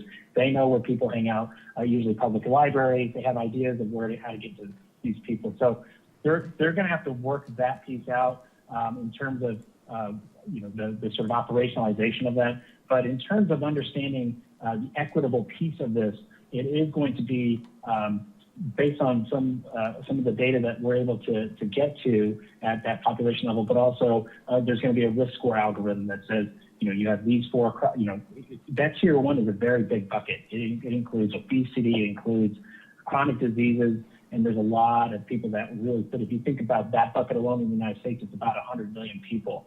So I would imagine you take that same and you break it down into Nueces County, it's going to be a large population of people that will be eligible in that first tier. It's the second and third tier what we're really talking about getting to, which is understanding at a precision level which population by zip code where we get census level data, and then also we're going to append that data and tie it to different other data sets to give us a picture. Again, it's not fine grained. If you really think about it, your credit card company, Facebook or social media, your cell phone, know more about you, including your Google search or whoever you use, know more about you than any government could ever find out. And that's because you give that information daily. What we're talking about is getting it to a level where we can make decisions, the county can make decisions, the hospital district can make decisions on serving a population where people will have that, the outreach, there'll be an opportunity to get that outreach to help solve some of these challenges around health equity. Right, and just so that we can be clear, the real HIPAA piece of it is that we're not using your name, right? So we have figured out a way to use the state's information, the state Health and Human Services information, anybody that you report to. Even this morning, we were talking about how the credit card companies, they can give us the data on how many people in our zip codes aren't being able to pay their bills on time, right? But I don't know who it is. I just know that there's, let's just say 20% of the people who have missed 2 car payments or 2 house payments, and that'll tell us something, right? So we're gonna, we call it ingesting it like we're eating it, but we're taking all this data, and the data scientists, the experts, are going to basically tell us a lot about ourselves. It's almost like looking in a big mirror, but we're not going to violate HIPAA because we're not going to be sharing who it is and what their true information is. But we're going to ask for as much as we can, self-report people like you to say, I want to take the vaccine. And again, it's going to be protected. We're not going to share it with the world. But we want you to be able to say, and I have an autoimmune disease, because it's going to help us say, Mr. Hawks, we got to get you in line, to the top of the line. Does that make sense? Yes, ma'am. I guess Okay. my concern wasn't about you violating HIPAA. My question, I guess, is why can't we? Because I think if you make a certain exception to the rule, your data would be more complete. Yes, it would. But also, I just wanted to let the doctor know when I lost my job because of all this, and I have PTSD and some mental health issues, and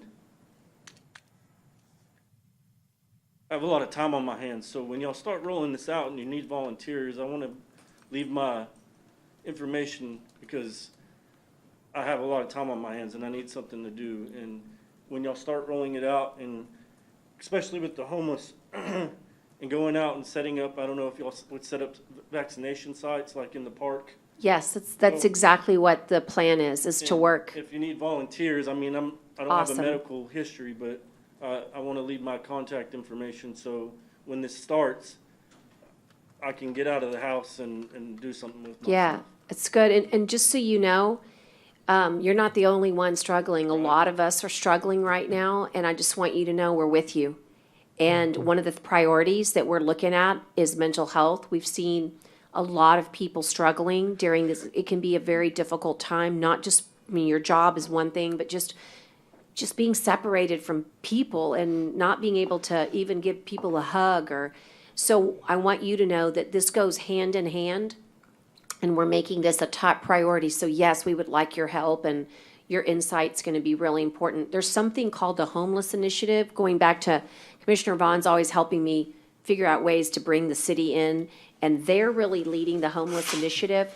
And one of the things that we're going to ask is for them to join us in this endeavor. So they typically look for like housing, but we need to get them to start thinking about helping us in the vaccination. But you know what it's going to take is trust. And they may trust you a lot more than they trust me. Right. And I'm blessed because I have my disability payment. So, I'm struggling, but I'm okay. But there's a lot of people on my block that I see, that they're not okay. But I just wanted to let the doctor know that, and y'all know that there's a lot of people that are willing to volunteer. And I guess on the HIPAA is I'm asking, why can't you? Why can't there be any, I don't know if the state legislature would have to do that or the federal. Why can't they make one exception to the rule to really pinpoint who has what, allow doctors that know that they have patients with these issues to report, maybe not their names, but give numbers.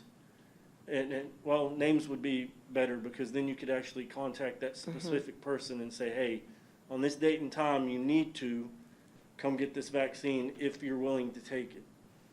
I think what's great is that Accenture is the type of company that is very influential in Washington, D.C. And I hope Accenture team, you're listening and you're feeling what I'm feeling. But I spoke with Congressman Vela this morning. He called me and wanted to know how we were doing. And I'm going to be showcasing our dashboards to our Congressman Cloud and also to the Valley Congressman. By the way, Congressman Vela is one of 2 Texans who sits on Armed Services Committee. So he's very important to us. And he shared with me that he thought that, you know, his staff needed to hear about what we were doing. And so we're going to arrange a time. And that's a federal issue. And so I will make sure that they hear us loud and clear. You bring up a very valid point. And I think the Accenture team, like I said, is influential in many healthcare spaces. And gentlemen, am I speaking correctly that this is something we could at least articulate? Oh, absolutely, Judge. Thank you. And I appreciate your heartfelt, offer to help us out with this study. And we'll definitely raise, your concerns and thoughts to the appropriate people as we go about this. But, our intent really is to help people like you and to help others in the community with some of these capabilities so that we can really, get through this pandemic, because it's not just a health crisis, it's an economic crisis, and it's a social well-being crisis, and there are a lot of people that are affected. So just really appreciate your interaction with us today and to provide that perspective for us, and we'll make sure that it's communicated appropriately. Well, So, I appreciate your kind words. I've got to go with, can Sure. I leave my contact Yes, information with Monica. Yeah, Tyner's please going to do. show you right here to the right. They'll buzz you in. Yeah, thank Thank you very you. much. Thank you so much. For hearing me out today. Are Yeah, you of kidding? course. You made our day. This is what this is all about. I appreciate it. Absolutely. Thank you and God bless. Yeah, Likewise. thank you. Well, we've just proven why Mm-hmm. workshops should be posted and public, and I wish more. I hope people are really watching this. The good news is Yeah. we videotape these as well, and they're on our website. And so if anybody again wants to know why we're doing what we're doing, why we're spending so much time on this, it's because of people like him and really trying to get answers. Right? People just want to know Right. how it's going to work and how you're going to Absolutely. get some help. In the time we have left, I want to ask if there's anybody that has any questions with regards to, just so you know, the social determinants of health. We could do our own major workshop on it. I'd like to bring this back to court in just a presentation form on the 16th, just because I think we're going to make a lot of headway, Dr. Peterson, in the next 2 weeks. And maybe they can see a little glimpse of what I saw this morning on December 16th, something like that. Yeah, Judge, I'll work with Dr. Sounds good. Peterson and we'll try to coordinate that, absolutely. Because this is what everyone's going to want to know is how are you going to prioritize and what are your methods? And what I like about this is that this is for everybody. There's no secrets here. You'll be able to get on a dashboard and say, how many vaccines have come to my community when we're ready, okay? When they tell us. Right now we haven't been told, but it'll show how many vaccines have come to our community, how many we've used, what are the age brackets of the people that have gotten them, what about the vulnerable populations, what zip codes, right? People are going to want to know this information, and this is what this team is building for us. I really think this is going to be an incredible tool. I didn't get to tell him this, but I also want you to know that we need to track people to make sure they do well with the vaccine.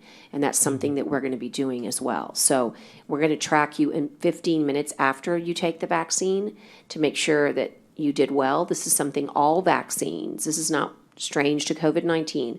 Anytime you get a vaccine, you're supposed to sit there for 15 minutes in your doctor's office or at CVS or Walgreens, HEB. You're supposed to, make sure you're doing good. You don't want to just drive off. So we're going to be doing that monitoring, but we also want to know how you're faring later on. So there'll be a way to self-report. Hey,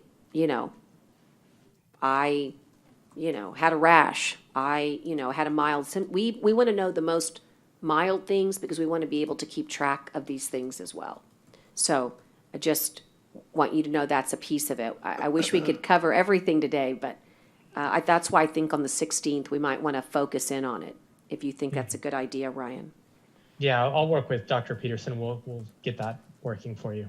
Okay. Judge, we have about a little less than 20 minutes left, and Holden Hopkins has been waiting on the line very patiently to talk a little bit about the cross-community He's young. He can council. wait. I did want to give him a little bit of time to talk, but then Judge, I defer to you as far as the remaining topics. Look, I'm just joking. It's just that when you're young, we make you do things that we shouldn't, right? Like be very, very patient. Let's talk about it. Let's talk about that cross-community collaboration council. And then Holden, if you don't mind, we can do abbreviation. I really want to just end with the COVID-19 dashboard, if that's okay. And on economic revitalization, we can also bring that back to court on the 16th. And again, we've got tomorrow. So I'm going to run this the way, I'm going to let Tyner check with the commissioners, see what their pleasure is. We might run a 1 hour, if we can get everyone just to zoom in for an hour tomorrow. We could run questions and I'll talk about economic revitalization. Allow, Tyner? Yeah, and just for your information, Judge, we only posted a beginning and not an end. We're not required to state on the agenda when we end. I know that we're shooting for 5 p.m., but Yeah. I'm just saying. I'm just trying to be respectful of the Yeah. time. You notice the girls here have some longevity, but the point is that I appreciate that. I just want to be respectful of everybody's time today, and that was sort of the anticipation is 5 o'clock. So Holden, tell us, a little bit about. First of all, let me say thank you for being on the line. I hope that it's been helpful for you as well as you become an important communicator on this council, but tell us about the council and its goals and how we're doing. Yep. Thank you, Judge. Thank you, Ryan. Yeah, I've loved listening into all this, and it's definitely really interesting. I'll keep it brief. So as the commissioners all know, I'm the deputy director of the NCDC, but I'm also, and honestly, around the same time I started, I became the co-chair of this cross-community coordination council. Basic idea of the CCC was to bring local stakeholders together, communicate kind of decisions that the county was making, and have there be a two-way channel of communication so that we can get decisions out to people and the reasons behind those decisions, and then hear feedback on those and be able to tailor things specifically to the various communities that we'd identified across those different stakeholders. So we'll go through the slide briefly, and you can see here, just some of the guiding principles that kind of led to the creation of the CCCC. So if we can go to the next slide. Yeah, sorry, Holden, I'm trying. Hold on one second. There we go. Oh, you're good. Thank you. Okay.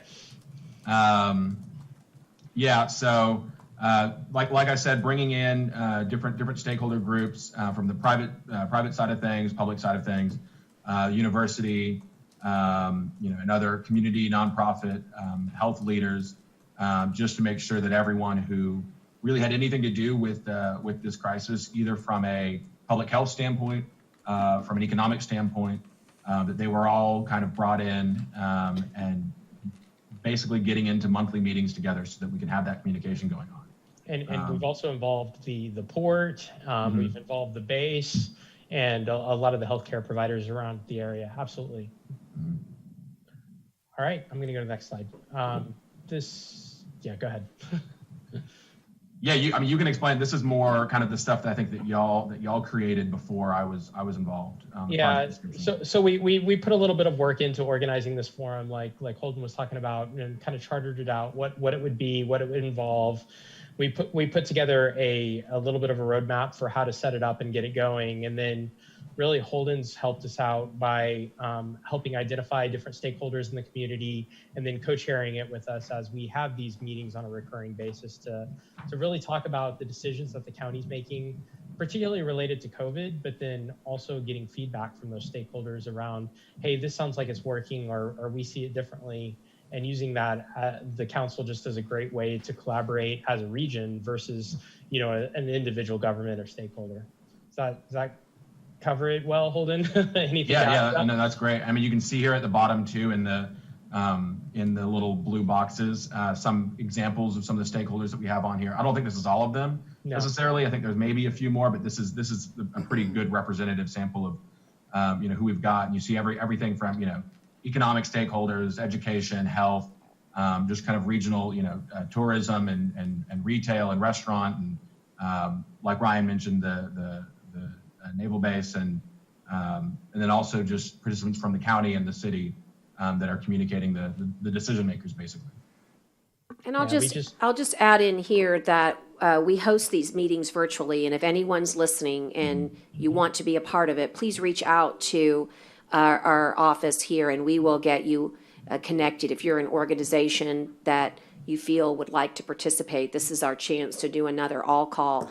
I just want to say that there's always a lot of chatter about, you didn't tell me. I always feel like that is always the case, in government. Well, I didn't know about it. Well, guess what? This was our chance to say, everybody's invited to this table. There is always an empty chair. And we want to bring you in. And I'm going to be honest, some are completely passionate about this, and others need to be more passionate. You'd like to light a fire under them.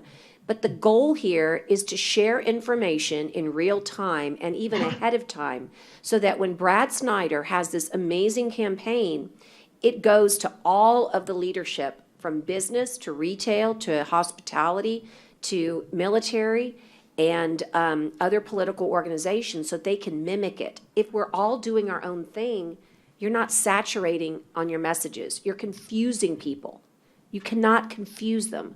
And so that's what this is all about. And it's about them giving us feedback. When we get to the dashboard, I will tell you, I could not have created the dashboard in its final form if I hadn't gotten feedback from the Cross Community Collaboration Council. So I just want to say that this is very important, and yet Holden is still trying to pull teeth to get people to make sure they make the meetings. But boy, do they want to tell you that they didn't know about something. So this is my way of making certain that everybody knows out there in TV land, you are invited. We need you, and we want to have your input. But do not say that you did not get a chance to weigh in, because we've been asking now for months. And I learned a very valuable lesson this summer, is that even when you're acting quickly to save lives, you still need to ask for input. And it doesn't matter how hard it is. And this structure needs to stay with us all next year in 2021, so that we can, as vaccines come out, we're listening to these organizations. Our dilemma is getting people to participate consistently. I know I'm speaking to the choir over here. But I'll tell you, the Naval Air Station, for instance, never misses a meeting. And they have, many, many people on that base, thousands of people on that base through CCAD and military training for aviation training that are benefiting by our information. And they are not only absorbing it, they're spreading it. And I just can't thank them enough for being an incredibly active and passionate member of this council. Now we need to get everyone else, on board. I would say the university is also phenomenal. And I am picking fan favorites here, but it's because they shine. And when you shine, you should be praised for that. And in that, Lou, I really appreciate Holden Hopkins he's done a great job with this and leading this and helping us bring all these people together. So thank you, Holden, and thank you for staying on the line today. Really appreciate you. And do we have another meeting coming up, Holden, that we could announce, or is there, what do we have? Our next scheduled one is, they're recurring on the second Thursday of every month. I believe that puts our next one at December 10th. Okay. So that one will be coming up at 2:30 on December 10th. Well, I'm going to help you. I'm on December 9th. I'm going to get the Rolodex out. Yeah, but you probably don't know what that means. But anyway, we're going to get the Rolodex out. We're going to start calling. And you know, I'm going to say, you need to be on this call. This is important. We're not bench warmers in Nueces County. We're all players. Everybody on the field. That's how I feel about it. And you know, if I have to make phone calls myself, I will. But we got to get everybody to participate, because this is the opportunity to share information collaboratively. And once you get hooked, there's no going back, because it's so helpful to your organization. And Holden runs a great streamlined meeting of 1 hour. So it's great. Is there anything, Holden, that you think that, you know, well, let me ask this. Are there any questions? This council is the best kind of council. It doesn't cost anything but your time, which apparently is, you know, an incredibly sought-after commodity. Okay, great. Well, we're going to keep up the good work, and, you know, we may be talking, as I say, we may be preaching to the choir, but we're still preaching. So we'll just continue, and I invite everybody, please tune in on December 10th and reach out to us if you don't have the right link. We really want everyone to know what's going on and to hear from other organizations. Awesome. Absolutely. So Judge, we have economic revitalization as well as the dashboard left. Help me navigate how you'd like me to. Yeah, I'm going to skip economic revitalization. Here's the deal. Our way to get our businesses back online is to get our state healthy again. That's really the bottom line. And let's focus economic revitalization the next time we gather. But please read everything here. But I will just say this, that on page 57, I always wanted to work for the Rand Corporation. I got to work with them once on one project, and it was the thrill of a lifetime.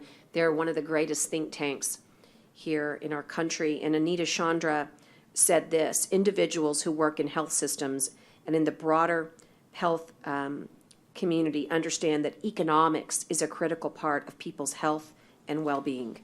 And so the health and the economy are not at odds, folks. They're just not. They're one and the same. And we have to understand that and recognize it. And I have really done everything I know in my power to make sure that I'm really working on that balancing act. And but there are many issues that we're going to face, including the loss of many businesses. And so we need to focus on getting us as healthy as possible so that these businesses have a fighting chance of rejuvenating themselves.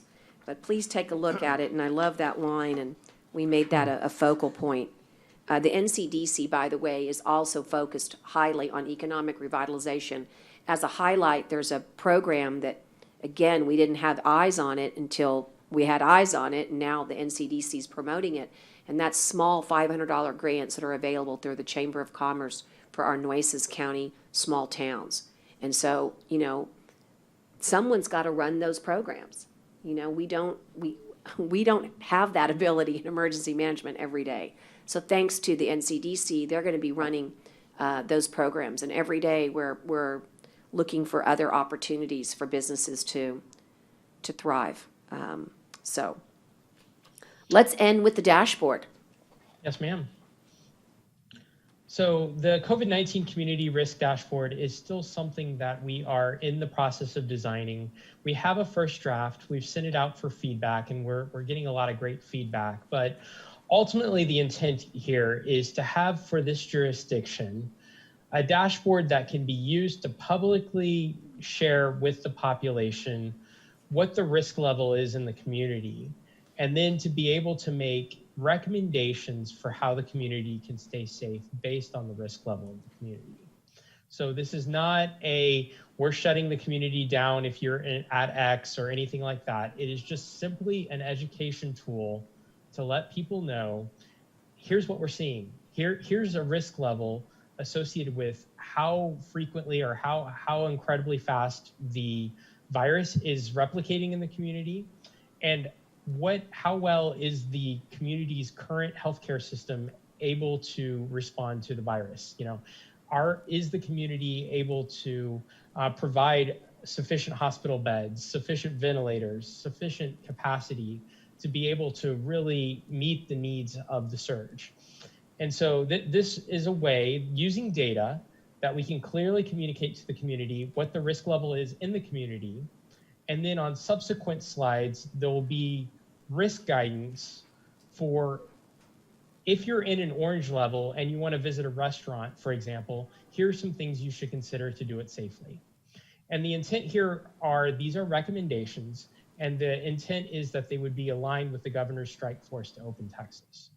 And so we just thought this was another great communication vehicle for citizens to help them understand what things look like in the community, and then recommendations for them on how to best stay safe in the community. And ultimately, this will move out of a PowerPoint presentation and onto a website, and it could be used even with that social determinants of health analytics dashboard that we previewed earlier, to be the data platform that underpins this and automates it. And we've also talked with Brad about having this posted on the Nueces Knows website and on the county site so that this can be available to different constituents. And I know I'm kind of speaking pretty quickly and going through this, but just wanted to highlight to you where we're at with it and what the intent of it is.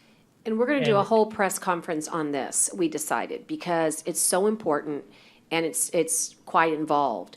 But here's the bottom line. You go out in the morning and if you're on the coast, is it a red rip current day or not? Is it a red flag day or not? And you also know, living in the industrial corridor, what kind of air quality day we're having. Why wouldn't you know what kind of COVID day we're having in your county? And we've got to boil it down to the basics, which is color-coded, red, orange, yellow, and green. But what we're showing you here, and we've worked, the collective we, mainly Accenture, has worked super hard on this because I keep tweaking because I keep getting great comments back. How do I get great comments? I use that Cross-Community Collaboration Council. Melissa and Kathy have looked at it. We've circulated it to all 3 CEOs of the hospitals. We have circulated it to public health, to hospital district. I mean, we've really, to the port, their emergency management, to the city. And I'm actually still waiting on certain city folks to get back. But I mean, public health is city county. So again, we run a fast train around here, but we've got to make sure that in trying to do things well and expeditiously, that we're getting the right input. So some of the factors that we need to work on is getting the right numbers for the available beds, because that helps determine what kind of day we're having. For example, you could have a really bad day, 500 cases diagnosed today, but maybe you have 100% hospital capacity, right?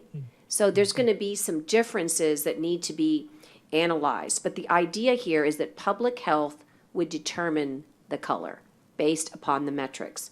So emergency management is just responsible for the creation of it, but the day-to-day cases would be, that information would go through public health. And then Billy Delgado, our daily COVID-19 statistics, would incorporate this dashboard in those statistics. So it's going to be a little behind, right? But still, it's good. So you'll know, let's say at, whenever those statistics come out in the afternoon, tomorrow, hey, maybe I'm not going to go do whatever I was going to do. I can choose curbside tomorrow, right? Because we are at extreme risk. And again, these are educational tools. It's going to be different. My tolerance for risk is different than your tolerance. For that gentleman that just left us with an autoimmune disease, he needs to take things differently than a 14-year-old who's going to go to basketball practice. It's going to be different based upon the individual. But this gives us some sense of guidance. Right now, we have nothing other than you interpreting what it means to you, the daily statistics. I think this is better. I'm dying to hear from you guys what you think.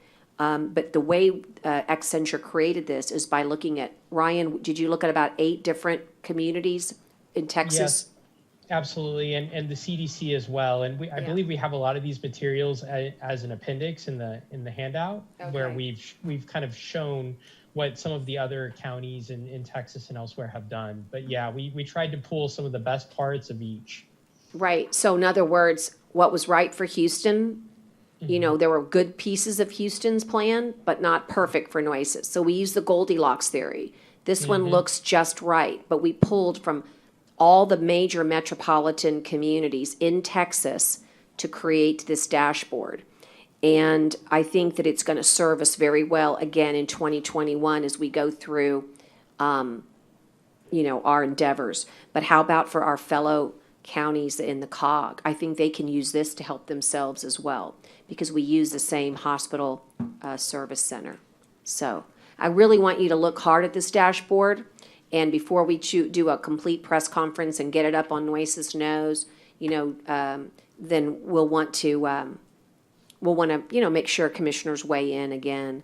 But I think this is one of the, I'm proud of everything we've done, and I'm proud of everything we've talked about today. But, you know, this one is a really, for the average citizen, they just want to know what's going on. And you can see that there's different, you can't take one moment in time and say, that's a picture. You have to look about the last 7 days to really get a picture of what's happening in your community. And you have to know how it's affecting your community. I think that that's a valuable tool. Ventilators are one piece of it, but you could have, you know, 20 ventilators one day and one the next. But what if you could get 20 ventilators FedEx to you? Does that make it a red day? Well, not necessarily if you know that new ventilators are coming in tomorrow, right? So again, we need to understand the information. I'm pretty interested to see what our public thinks about this and how they feel about it. But again, we got to start somewhere. Absolutely. And I think just in general, I forgot to mention it earlier, the idea here is you take whatever the highest risk rating is for across all of these metrics, and then that's the overall county risk level. So in this example, the county as a whole would be orange because that's the highest level that any of the metrics are at. So that was a good question that Annette said, our Director Rodriguez. She was worried about, well, what if it's, you know, level 1 for 3 things and 1 level 2? So the answer is, and just repeat it again, it's the highest. It's the highest risk level of all of the metrics, and that's what it is for the county overall. Right. So if you look at this one, it would be orange for the county because there are 3 risk metrics that are there. Okay.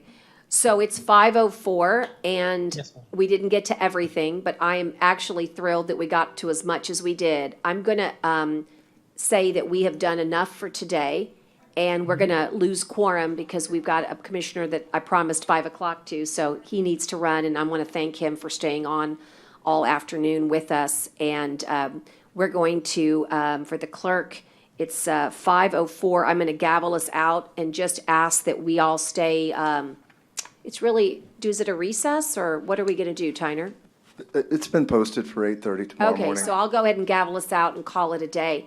Accenture, I'll round table with you guys afterwards. Thank you so much for your information and for your incredible partnership throughout an unbelievable time. Thank you. Thank you, Judge. We're adjourned officially 5:04 p.m. Thank you, Judge. Thank you.